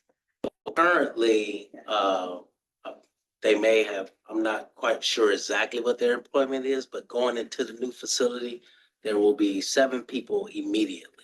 That's a distiller, assistant distiller, operations manager, a admin, and then the assistant distiller will come from there. I have it in the paperwork, but it's 7 total that will be brought on immediately before you even get renovation of the area down below. And so down the line, they're expecting. Absolutely, yeah, because there's a cafe, there's the management of the actual meeting spaces, there's the actual flex spaces. So all that down below will need to be managed. And remember, they are moving their communications built business to Yes, that into that facility. So building. that's all of those folks too. I think Nimbus may be about 11, I believe. But like I say, immediately, 7, as soon as they start to ramp up. And to Mr. Fields, your point earlier, when you talked about employment, they've verbally committed to actually having the first master distiller trained from the West End, finding someone that is from within the community to become the first master distiller out of the community. And you said the Yes. Our revenue statute and our bylaws contemplate that there may be conflict transactions, for lack of a better word. And at least as our statute and bylaws are drafted, a board member or the entity they represent may apply for assistance from the board. They simply have to disclose that on the record and then not be absent from the board meeting, not participate in discussion, and not vote. So it is permissible, for instance, for Volunteers of America or the Urban League to make an application to this board as our statute, as long as it's disclosed and, then Jennifer or Lyndon would not then participate in any discussion. But to that point, I do think that, try to be above board, she removed herself away from, you know what I mean? So it's just, then it's this, they're doing business and these funds are available. It's prudent for her to do that. And, then we just got to make a decision. So I don't think I don't think anything was done like, okay, I'm going to go in here and get my teeth in here and then I'm going to run myself. I don't think it was like premeditated or anything. It's just, they're doing business and this is an opportunity. And then just one other thing, because I know there was not so much a question or a comment about Nimbus contract with the partnership. That was done pursuant to a request for proposals that was sent out. Nimbus bid, and that was the accepted proposal. So just putting that out there, just for whoever's listening, that was not, they were not pre-selected. Do we have any more comments, Mike? It was answered. Thank you. So the market stat that you pointed out with the compound annual growth rate of 31.5%. Yes, sir. What was the original stat? 31.5% what? Of, I believe it is 17 billion or something like that. Just the craft spirits? Just craft increase, yeah. You mentioned the Heidi Brothers and the other two lessees. Elixir and Pinch Spice. Yeah. What's left on their current leases? That I do not know, but they have not expressed that they're moving. Do they have long-term leases or month to month?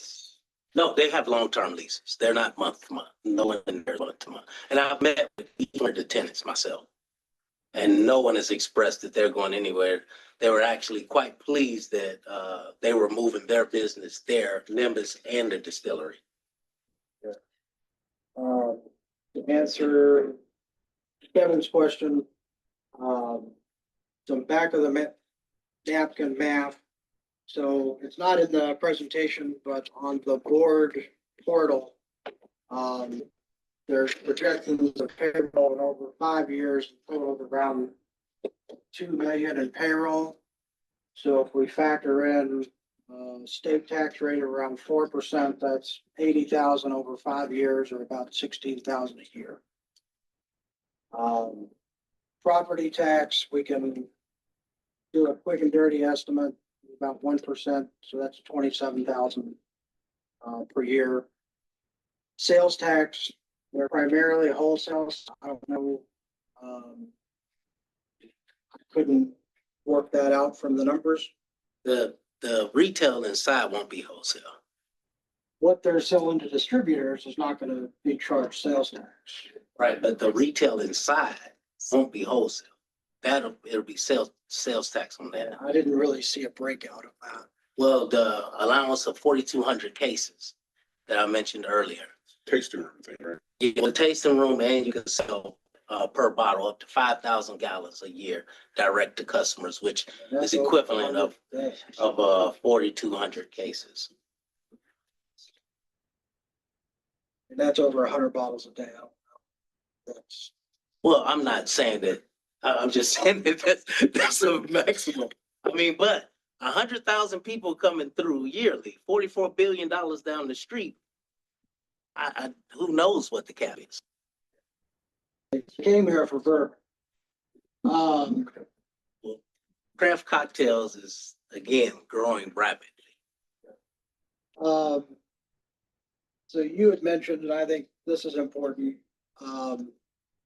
with the signing of the deal with HPI and some other commitments that we have of funds.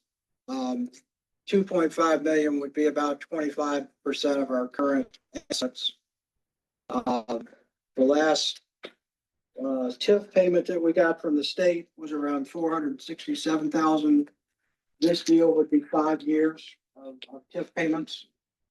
I think some of my concerns,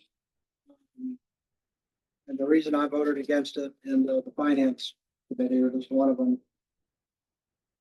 And, you know, there's been some angles. I was on a call earlier with Lyndon. I've talked to Dr. Wade. We exchanged some emails.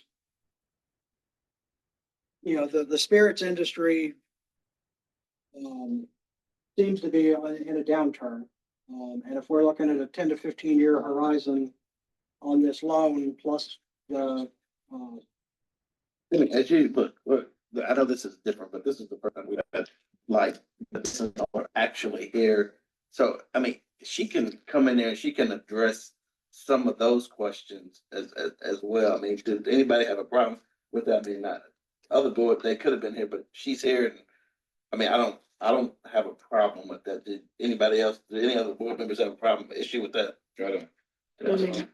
No, I think it's dark spirits that's defined somewhat. Clear spirits, I think, is actually. I think so. While we're waiting for Dr. Wade, just to address just one concern about cash flows, which I think is a good one. Again, I'm not a board member, but it's what is it, 3.6 or so of the HPI Come back first loan quarter. is due to be paid. It's, I believe, January 5th. Yeah, January is the third installment after construction completed. With construction, their contractors have been working without pay So they've been pushing that project through completion. I know you had some questions about delays. Well, they've pushed straight through it. They're probably maybe 3 weeks out. And upon completion, they're looking to have actually pay off. If you remember, the schedule was set. So one installment of 1.8, another installment of 1.2. So they're gonna pay off the bulk of it in January. And then that 1.5 will be over the next 7 years or whatever the case may be. So I guess to your point, Amy, is there will be a large amount coming back in that hasn't actually gone out yet. But that it'll be due back in January, so Well, if, that was like on a original 3 year and the total length was. Yeah, it was. yeah, so is it It accelerated is. to come back? Exactly.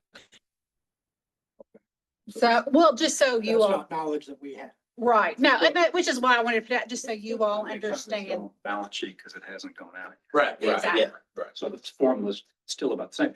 And I think it's just a good question to always have in our presentation so that it's an understanding of what percentage of our total asset base are we putting into any one transaction. And again, as I said, and we could devote that. This is, I just like to see those kinds of things in the presentation. It just makes it easier to make a decision. I understand.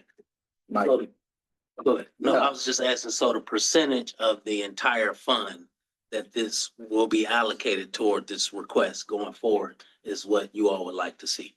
Typically, you do a calculation Yeah. for your cost to operate, Mhm. and you set aside, and it's just arbitrary. Is it 3 years or is it 5 years? So that you actually know what you need to have in reserve to have full operations. Then you try to guesstimate what your income is, and then you can actually do based on current assets, and then based on what's called a rolling average, what percentage of this transaction fits into what is available and will be available over a 3-year or 5-year term. And I believe something like that may be coming down soon. Yeah, that's coming down. I mean, typically, I think pro really looks at that and that coming down. It's just. And it just gives you a comfort level, and I think quite candidly, the organization's in a pretty good spot. And there's also some really talented people that have this project, so. Okay, Mike, I just, before you went down, I just wanted to make sure we, everything, now you can kind of finish what you were kind of. If we're making wish list for proposals, I'd like to see a TIF analysis of payroll projections. What are these projects going to generate back so that we can do both sides of the equation, so to speak. Here's our cost, it's lifted up in theory. By the money that comes back in the field. However that looks like, but I'm kind of a numbers person. But coming back, I mean, as I said, Dr. Wade and I have had this conversation. And in the conversations that I've had with her, she has a strong passion for this. If she can succeed, I think she will. I am concerned, about market forces outside of her control, taking on, especially an equity position, kind of adds some weird risk. And it's also something that, in all of the community engagement sessions that we had, nobody asked for, a distillery. On the same token, for pharmacy either, to my recollection. I had real concerns about the pharmacy, as far as the viability of, the pharmacy and whether or not we would, get our payment back. But the community benefits are there, and everybody can use that pharmacy. And, one of the things that Dr. Wade said to me in an email is, You've gone through all of the stuff of what if it doesn't work, well, what if it does, and, the benefits there. And that was kind of, the rubric that I use for the pharmacy. I'm not sure that the distiller, when we come to like and I'm kind of all over the place here, but public benefit corporation and, the benefits back to the community, the benefits have to be every day. It's not like a one-time, well, we're just gonna give back, like, what do these projects contribute to daily life inside the West End day by day by day? And I'm not sure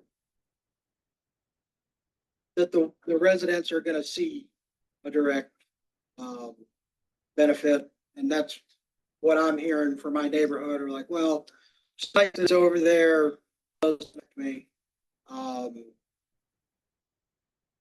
Things are, most people, people have said, I'm not opposed, I'm not excited about it. A couple of people showed some interest. I'm pretty conflicted. I know she feels in her heart about this. I'm not sure that it's, the right project for WEOP. I have issues with using public funds for alcohol. So that's kind of where I'm.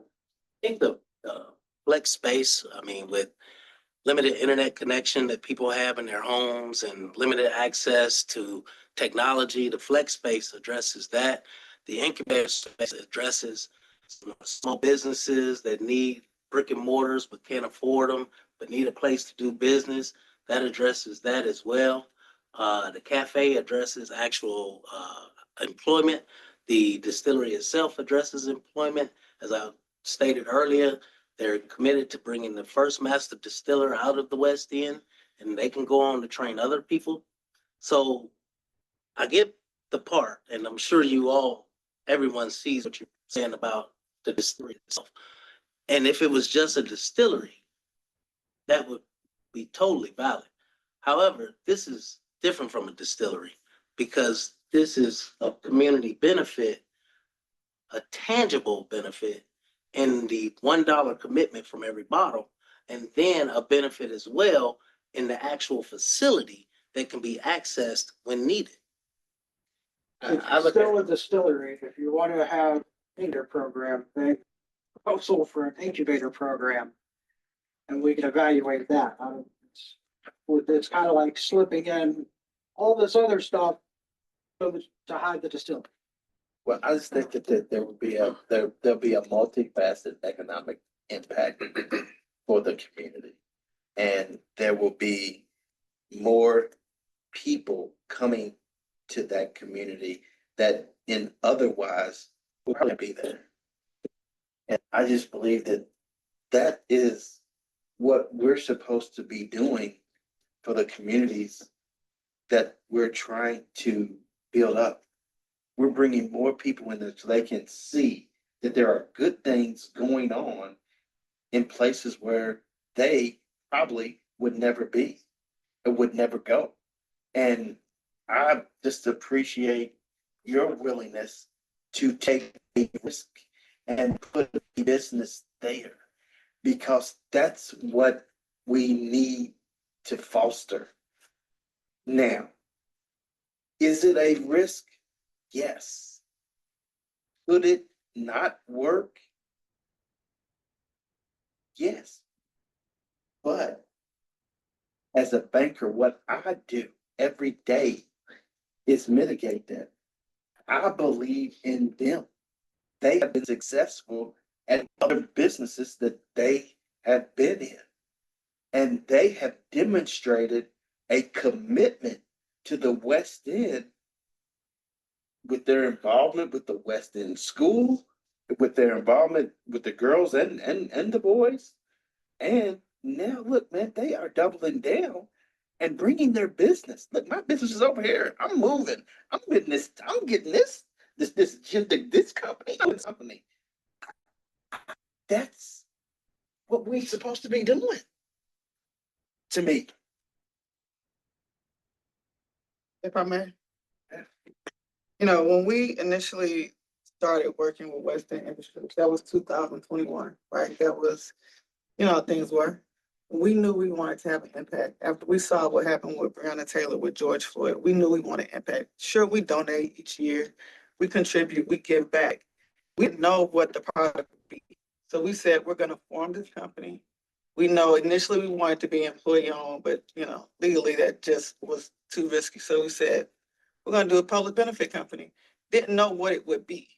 When we started doing our research, I have a background in computer engineering, and I was like, oh, software as a service, but you can't keep up with it. I think if I had started West End Industries and tried to do a technology aspect, we wouldn't be sitting here today. We knew that we need a tangible product. We knew we need a product where I wouldn't have to go and explain A through Z. That you have a built-in audience, you have an opportunity to scale. If you think about businesses that are in the West End, I want to support them all, but how often are they able to scale outside? So we looked at what the opportunities are, we looked at what the challenges were, and where we could make some headway. You know, initially we thought about, let's buy up all the liquor stores. I'm not a component, I'm not an act of that, of having that in my area, right? But I said, what if I could take this and distribute this across the world? The part that I don't understand is Brown-Forman has been here since 1924. You got Heaven Hill, you have all the big distilleries. Not one of those are Black owned, right? If this is for our people, why can we not have a part of that pie? The 4.4 billion that came to Louisville last year, that's not coming west of 9th Street. Let's just be honest with each other, right? The sales tax Brown-Forman pays, there's no tasting room in the West End. That's why the number is only 500,000 that's going back to community, right? But if you think about it, not including the equity piece, but if you just think about the loan aspect of what we will pay back is more than what the partnership got from all of Kentucky this year. But if you start to think not negative but positive, the what if it is possible, even if you look at the equity stake, right? Let's just, I don't know, you know, Brown-Forman is in the billions, Beam Suntory in the billions, and not just single digits, but double digits. What's 12.8% of 1 billion? 128 million. That's more than what the West End gets. Granted, that may not happen in my lifetime, but my vision, that it's bigger than me. It's bigger than Jen. It's about the impact. I don't have to put the $1 from every bottle. I have to do that. And I paid that for ahead of time because I had nothing. Neither one of my parents graduated. I'm the first one to hold 4 degrees in my family. And I've hit most of the milestones that I need to hit in life. I could sell. I don't have to do anything for anybody else. But I was given opportunities from places to sleep on couches, from living in motels and having things put over my head. I said to myself, I can't bring all these kids at my house. What can I do? I can give them opportunity, just like it was given to me. So you may not understand what it's like to not have in this room, but I know what it's like to have. So it feels good for me when I can walk into the West End school and say, you know, at one point, I'm going to be able to follow a student and say, I put this student through 8 years of education and do that on a multiple, right? So I think about the impact, not what the cost is to me. It is very expensive. I put my own money. We have no dollars that have come from anybody in this business. But I feel that it has to be bigger than just me. Because it's community about numbers. And I think that if we only keep thinking, well, it has to be small or it has to only be a nonprofit. I believe in nonprofits. I give to them annually. But I also recognize that that's not how capitalism works. That's not how our economy works. And there's not enough resources in our existing economy to take care of those who have been overlooked. If you go back to what the vision is, it's who has been overlooked. I can't go into a traditional bank and apply the loan and get that. Why? Oh, you haven't been here long enough. Oh, but I've put 1.5 million of my own dollars into this. You think they're gonna look at me the same way they will look at you, Jeff? Absolutely not. And that's just the reality of it. That's why the partnership was formed, to give people like me who have inspiration, who have background, expertise, and funds the opportunity to move something forward. I don't want anything for free. I've always been more than what has been given to me. But my thing is, don't think about me and what this does for my pockets. Think about the kids who have educational opportunities. Think about the businesses. If we were already in business right now, those occupants of the NIA Center would already have a place to be. I would have let them come there rent-free, no questions asked. But I also wouldn't just let them be there for free. I would have made sure they got legal support, financial support, marketing support. So it's not about just giving somebody something. It's what are you giving them to go to the next level? And I'm not trying to be funny, but I've not seen one organization that's come through this door who has the capacity to meet the needs that came through those surveys. I can answer absolutely any question that you have from that. I'm not the smartest person in the room. I don't proclaim to be. But my goal is to put people smarter than me to help me run this business, to give the West End what it deserves. Because you're not going to get it from the city of Louisville. You're not going to get it from the state. So what are our solutions other than take care and do better with it? Well said. Well, I had a question. I think you already answered it. How much of your own capital goes into this project? 500,000 went towards the building. In terms of the product of what we've had to do from a marketing perspective, from a product perspective, distribution, over $1 million. And then you're carrying a note for the Yes, 2.7. for that aspect, yes. Yeah. To Tammy or Lynn, Tammy? Those hands were up. Tammy? She's got another Is one. it up again? Mhm. I mean, I can't hear you. They got me muted. Can you hear me now? Yeah. Okay. Dr. Wade, how long have you been working on this? The proposal for you all, I think I presented the proposal to the partnership in June of this year.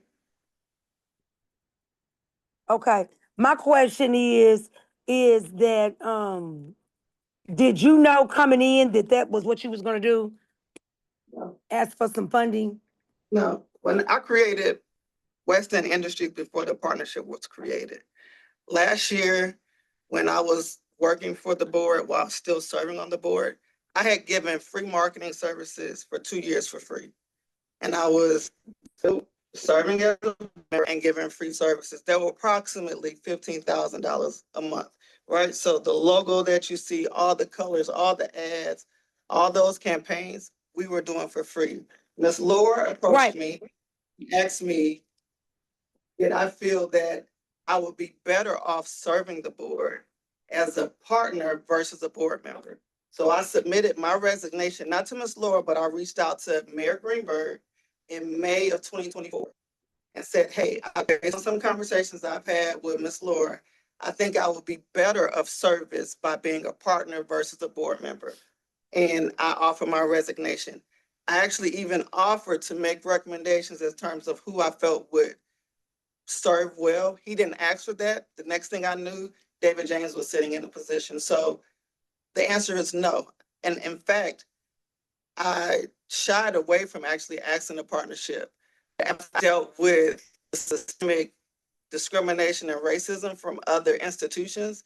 I felt it probably would be better to just bring it from a very local perspective from that. But I resigned in May. We launched West End Gin in July 27th of last year. I didn't bring the partnership, our proposal, until this year. And that was only after some funding that I was working on fell through. Okay. All right. Thank you. Lyndon?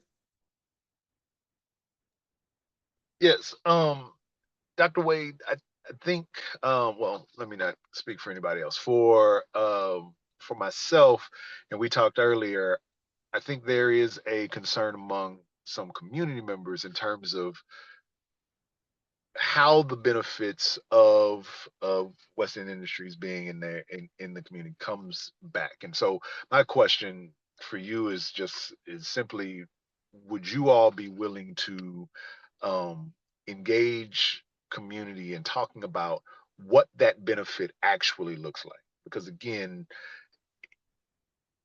yes, as a community benefit corporation, you know, you have to give back, but in terms of what that give back looks like, in terms of where those funds or those energy, that effort or that energy is directed, is, at least on paper, completely up to you all.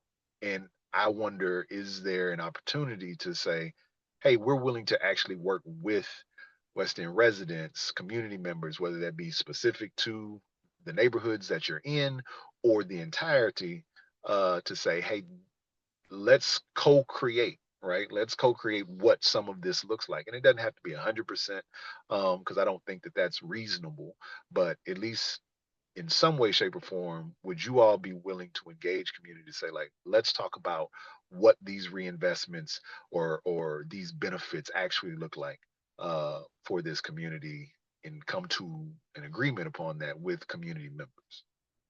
The purpose behind the impact awards is for it to be community focused and community needs.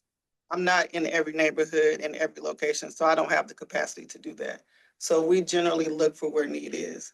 If the partnership moves for the proposal, 20% guarantees a board seat for West End Industries. So that means that there will be a representative that reflects and is a part of those conversations. Each year, our goal is to make an annual impact award around our anniversary aspect. So we know how many cases contributes back to the community. So it will be my hope that the partnership is having regular conversations with the community to be able to say, this is where it's needed. And I think that that is that's why the board seat is important, right? I think to be able to engage and stay rooted into community. So absolutely, I think that it made sense for where we put the money the last 2 years, but I do think that, you know, nobody chooses to have needs, but needs come and we need to be able to feed them. I wish that it was a silver bullet and it would address all needs, but it's not to say that, you know, by year 5, if we hit the 300,000, that we can't say we want to divide that up by neighborhood or something like that. But I would hope the partnership would come with recommendations that go back to what we talked about, that collaboration, that co-creation, based on community-centered needs, that will guide that discussion. So absolutely. Anybody else have any questions? We've had a robust conversation. Thank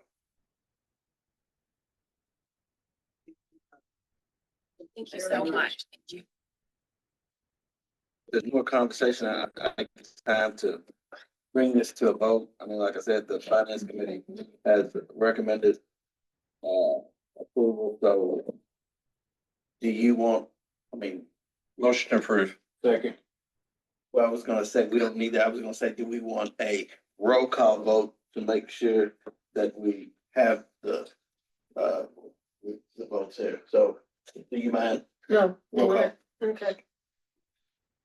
Ms. Sharon. Allen. Alicia Burns. Dr. Douglas Craddock Jr. Yes. Kevin Fields. Yes. Jennifer Hancock. Aye. Councilwoman Tammy Hawkins. Councilwoman Tammy Hawkins, and do we need to have a video? The cameras need to be on when you vote. Tammy. Secretary Keith L. Jackson. Yes. Deputy Mayor David James. Yes. Miss Darlene Johnson Jones. Yes. Dr. Gabriel Jr. Dr. Mary Milliner. Yes. Mike Nagel. Mike Nagel. My grandfather was an alcoholic. I've seen firsthand the damage that alcohol does to families, people. Mike, I don't think we should fund this. So what's your vote? no. No. Lyndon Pryor. Pardon me, I can't hear you. I'm out here. Did somebody say something? Yeah, what's your vote? We're doing roll call Yes. vote. Said yes. Tammy said yes. Okay. Lyndon Pryor. Yes. Christopher Romaine, Yes. Desmond Smith Jr., Yes. Kevin Smith, Reverend Snarden, William Summers, Yes. Gary Williams. I think that's it. That motion carries. Thinking that we can move to the next one. The platinum. Yes. Here. Real quick, and I'm so sorry. Gregory, are you still there? What are you doing? Yes, I'm here. Let me get on. Gregory is new associate at my firm who's going to be working with you all. He's home with a sick, one of his girls is sick. So I wanted to make sure, and he's getting ready to jump off, but I wanted to make sure to introduce him to you all. He was going to be here in person, but then she came down with a fever and he had to pick her up from daycare. But Gregory just moved to Kentucky from Florida with his wife, who is a resident at U of L. He and his wife and 2 daughters are now living here in Louisville, and he's working with my firm. He has extensive experience with TIF districts. So he's going to bring us a lot of great experience, and I know you all are going to love working with him as much as I do. But I wanted to make sure to introduce him to you all before he had to jump off. Thank you, Amy. Thank you, Gregory. Welcome. Take care of the baby. Thank you. I look forward to working with each of you. Thank you. Now, as we move right along to platinum here.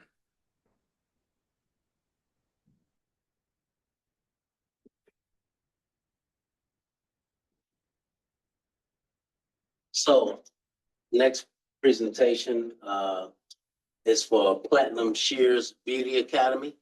Platinum Shears is located in Lyles Mall.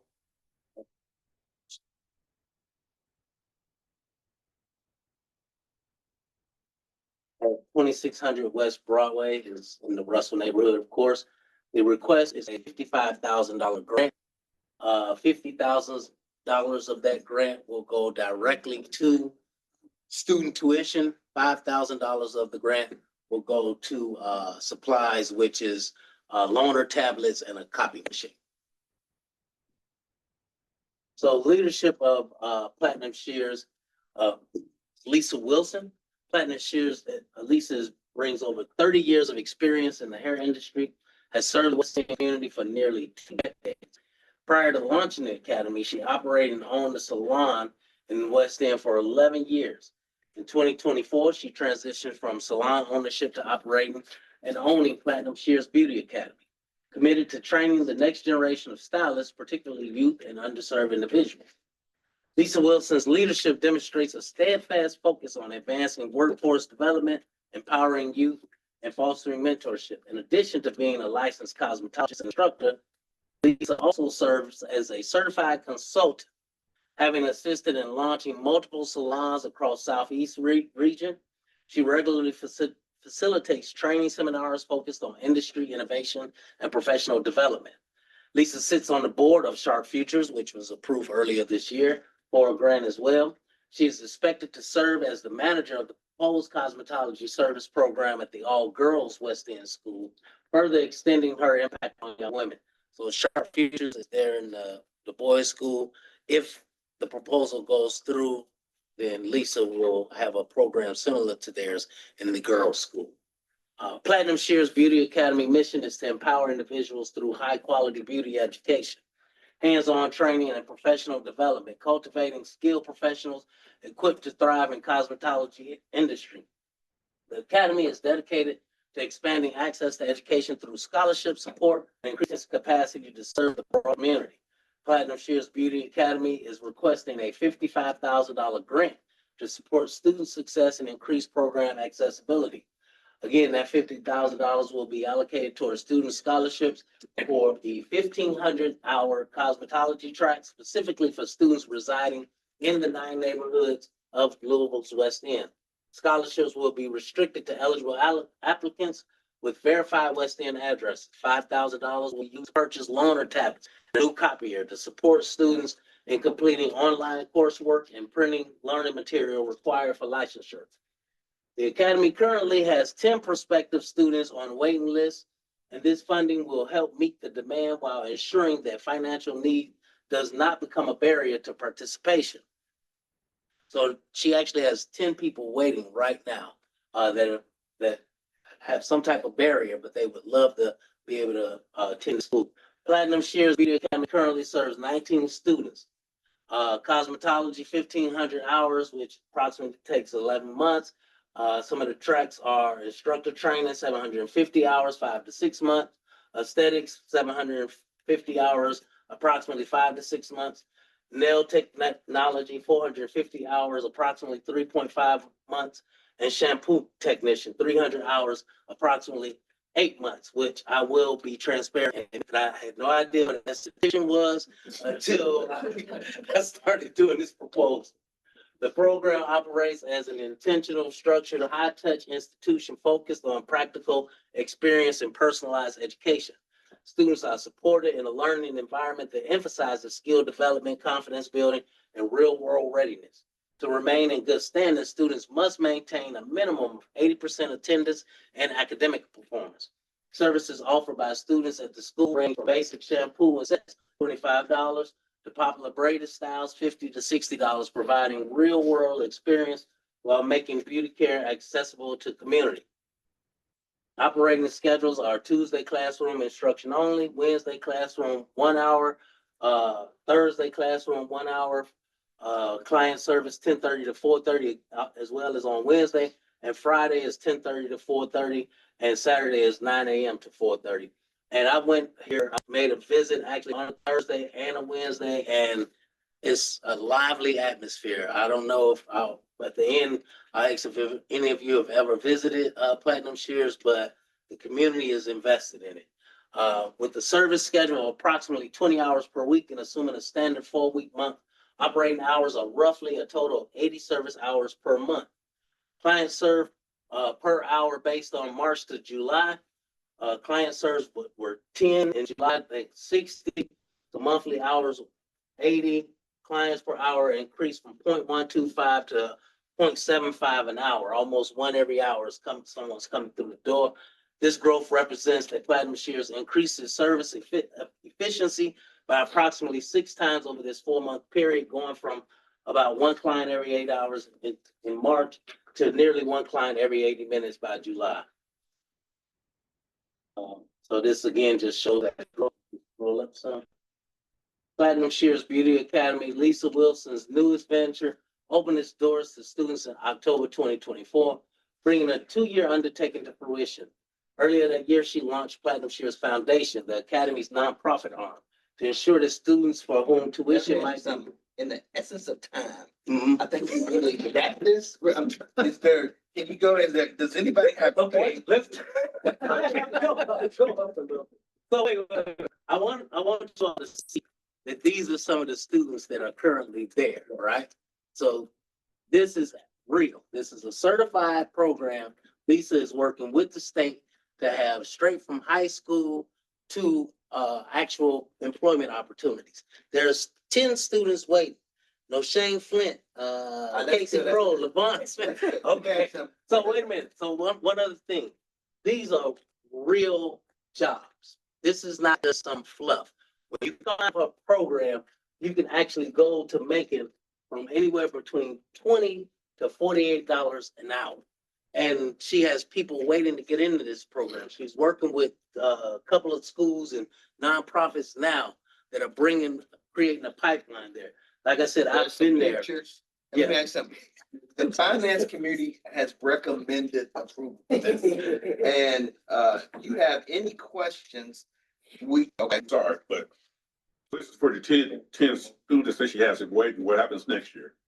Well, like I said, she created the nonprofit arm so then she can actually pursue grants herself. She's actually paid for one of the students out of her own pocket to attend the school. So just like anything else, there's people that are paying, so the school will have some money. But she saw the need in the community for some people that are coming there and said, man, I would love to come to the school. I just don't have the money. Desmond, you got a question? Sorry, I gotta take my time with when I'm on my phone. I just got a statement. Actually, I did not know she was advocating for, some funds. But I actually went to her school. I completed her school. Miss Lisa was one of my teachers, man. And I can tell y'all firsthand that she pushes the kids before herself. And I mean, she's done a great job for herself, but she is all about the kids. She does come out of pocket. Yeah, I used to ride the bike to school back in those days. Yeah, the receptionist. That's a Miss great Pataki, testimony. I appreciate that. she's a beast. She's a beast. She's just really, no matter how far her career takes her, she's just really for the people. That's all I can really say. She'll fight for us for real. Yeah. So I mean, if this is all she's asking for, she deserves more. Have any other comments? Yeah, there was one other hand. It said. One other hand? Sean, Miss Linden. Was there somebody before? Yeah, I'm gonna say this to you, William. I hear you trying to rush us along, and on the one hand, I appreciate that, but at the same time, listen, these proposals deserve the time and the light and the sun to be able to get it. We only meet every other month. And if we got to run long, sometimes we have to run long. And what I will say as a suggestion for this is it would be great to be able to get the full proposal. And by the full proposal, I mean the things that Travis is going through with us now. If that would come to the board well before the 2-day mark, so that we can have, a deeper dive on what's coming before us, that would be helpful. But I do want to, and so I don't want us to be unfair. I don't have any questions about this proposal. I'm familiar with Platinum Shears. We work with them at the league. And so I'm happy to move forward. But I just want to say, because I hear the urgency in your voice, and I don't want us to be disrespectful to folks who deserve a full hearing of their proposals as well. But we can mitigate that by what we send out in advance. That's 100% sure, man. I do think we want to try to get these proposals out a little bit faster. I just know people are trying to get up out here, and I don't want to lose a quorum and not have to be able to advance this if it's what we think that we should do. And if you all approve, William, because you all reviewed this back in August in the finance committee, it can go out after that, as long as that's okay with the board. Yeah. Right. And now I think that we don't need, yes, sir. Motion approved. We don't, this has been, we just need a vote. So. All in favor? Aye. Aye. Is there any opposed? Okay, that motion carried. Okay. Now, we have one more, and Deputy Mayor James, I know that you have been really a big advocate for our public awareness media campaign to make sure that, we do get our message out of the things that are going on here. Laura, do you have anything, that you, I think everybody has seen this? Yeah.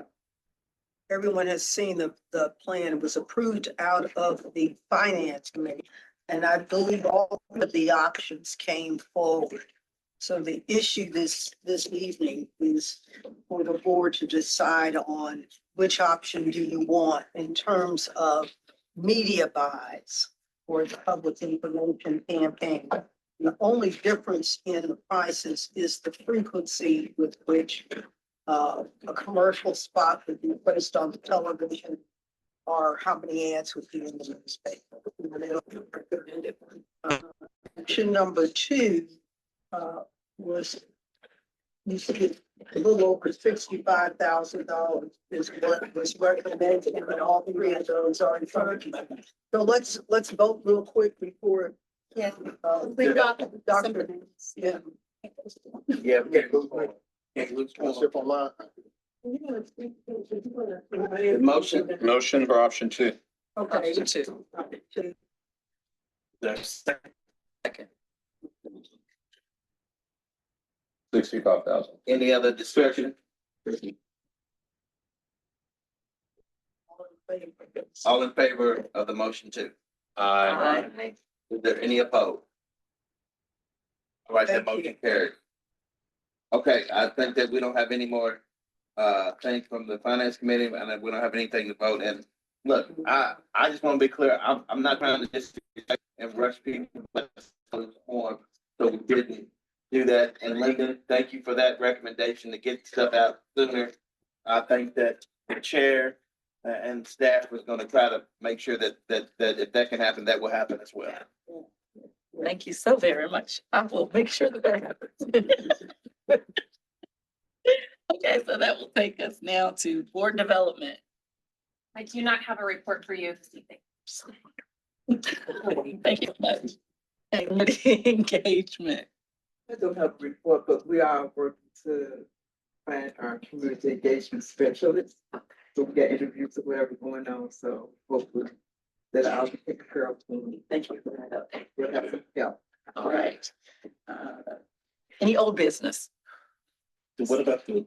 Oh, it's under, Okay. we're about there. No old business? Anybody? How about new business? No new business. Right? And then, our 2025 board meeting schedule. Everybody sees where we are? Stations, anything? Okay, great, good job. And then, Yeah, we need a motion to go into closed session pursuant to KRS 61A61C and 1L. Second. right, and then we. All those in favor? Aye. So we're going into closed session, so we need to have everybody clear, attendees, clear off because this is at the end of the meeting, we will be coming back. We'll come back. Well, we will come back, but this is it. Yeah, heading into closed session, Lisa, Martina, Melody, Robin, and Shante.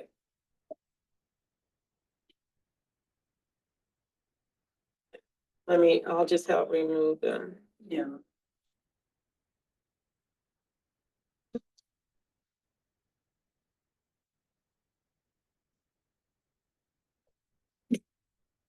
Melody.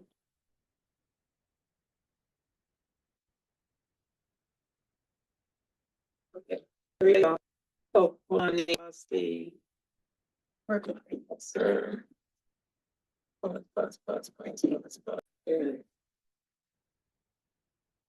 right, there was no action. We do, but Lyndon and Desmond will need to turn their cameras on when they vote. There was no action taken in closed session, but now there is a motion to pay Manna Capital 1.5 million in 2 payments over the next 6 months.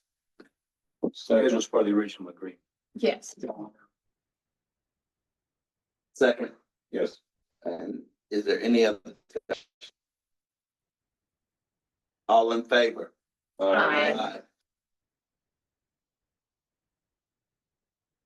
I think Lyndon said I couldn't hear him, but. Then I couldn't hear you, man. You on He mute. said, I said aye. Thanks, Lyndon. Desmond, are you on the phone? "Be gone." Get credit. I think we will. Okay.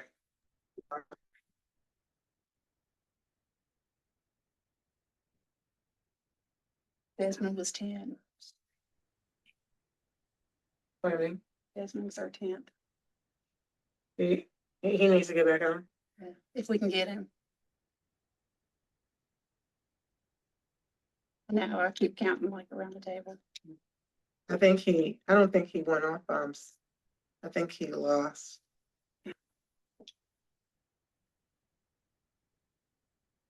Yeah, Dr. Craddock had to pick it. We have 9. I'm gonna just keep on, so I get it wrong. I know, Hey, I know, as people, Hey, I need you to pick up, man, on this vote, for the repayment to Manna Capital. can you put him on FaceTime. FaceTime? We lost Desmond, and I need a 10. Can I put you on FaceTime? You can vote yes to this. Yeah. Yeah. I knew he was on the finance committee. I knew he was for it. You know what I mean? Okay, hold on just a minute.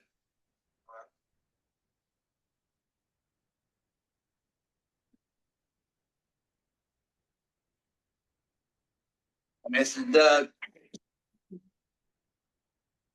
Yeah. What's your vote? All right, thank you, sir. Okay. Thank you. Okay, that All gives right. us, PG-10? that gave us a 10. Yes, That was 10. Ten vote? that was 10, yes. Oh. Yeah. We're done? Okay. Okay. Absolutely, please. I'm not allowed to, but I got somebody. I can't either. Oh, yes. So, Okay. all right. Goodbye, All children. right. Thank you all for your attendance. Yes. And for that long board meeting today. But good board meeting. Yeah. Good. Yes. Yeah, but everybody doesn't have to go back through those videos survey. Stop it. Yeah. Every time. I'll be thinking about you. I know. I I cannot wait. I can't See you. Thanks, Chris. Goodbye. I didn't mean to be rude about it. Hey, Oh, my gosh. you doctor. I don't.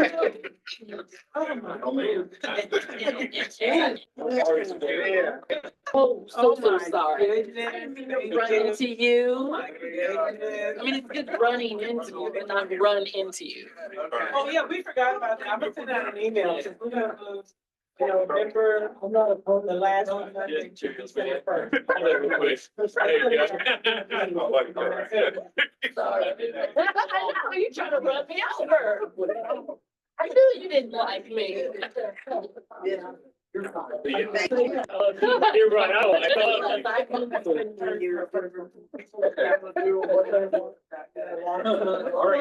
What's wrong with Google Docs? Yeah. I'm so glad.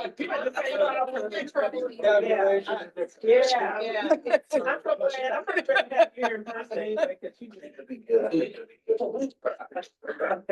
Hey. Bye, Romaine. Thank you. Yes, to the next By time. Mr. Romaine. Thank you. You as well, sir. All the candy, I need all the candy. Take some candy. Don't take the kids here. They can all the candy. Want them off the table. Oh, Yeah, they can take them. Oh, no. I need all the candy. Oh, I need all the candy. Play down there. I need all the candy. Off the table. You know you're wrong. Miss Briggs, you know you're wrong. No, I clean up. So I wipe down everything so that there is no issue. Hey, y'all have a good evening. You too. Thank you, and, your Rolanda's, what? Like I said, it's me and her. You mean again? I'm like, yeah, after you done called me. Where you want this Rita? Where you taking this candy to, Rita? He likes to kiss on people. That sounds like. Is it all right? Yeah. I know he's the only one, that's fine, thank you. Yeah. Oh, Lordy. Gregory, we'll have some discussions the rest of the week about what we gotta do. Good night. Thanks, you too. Okay, let me go over there and write his checkaroo.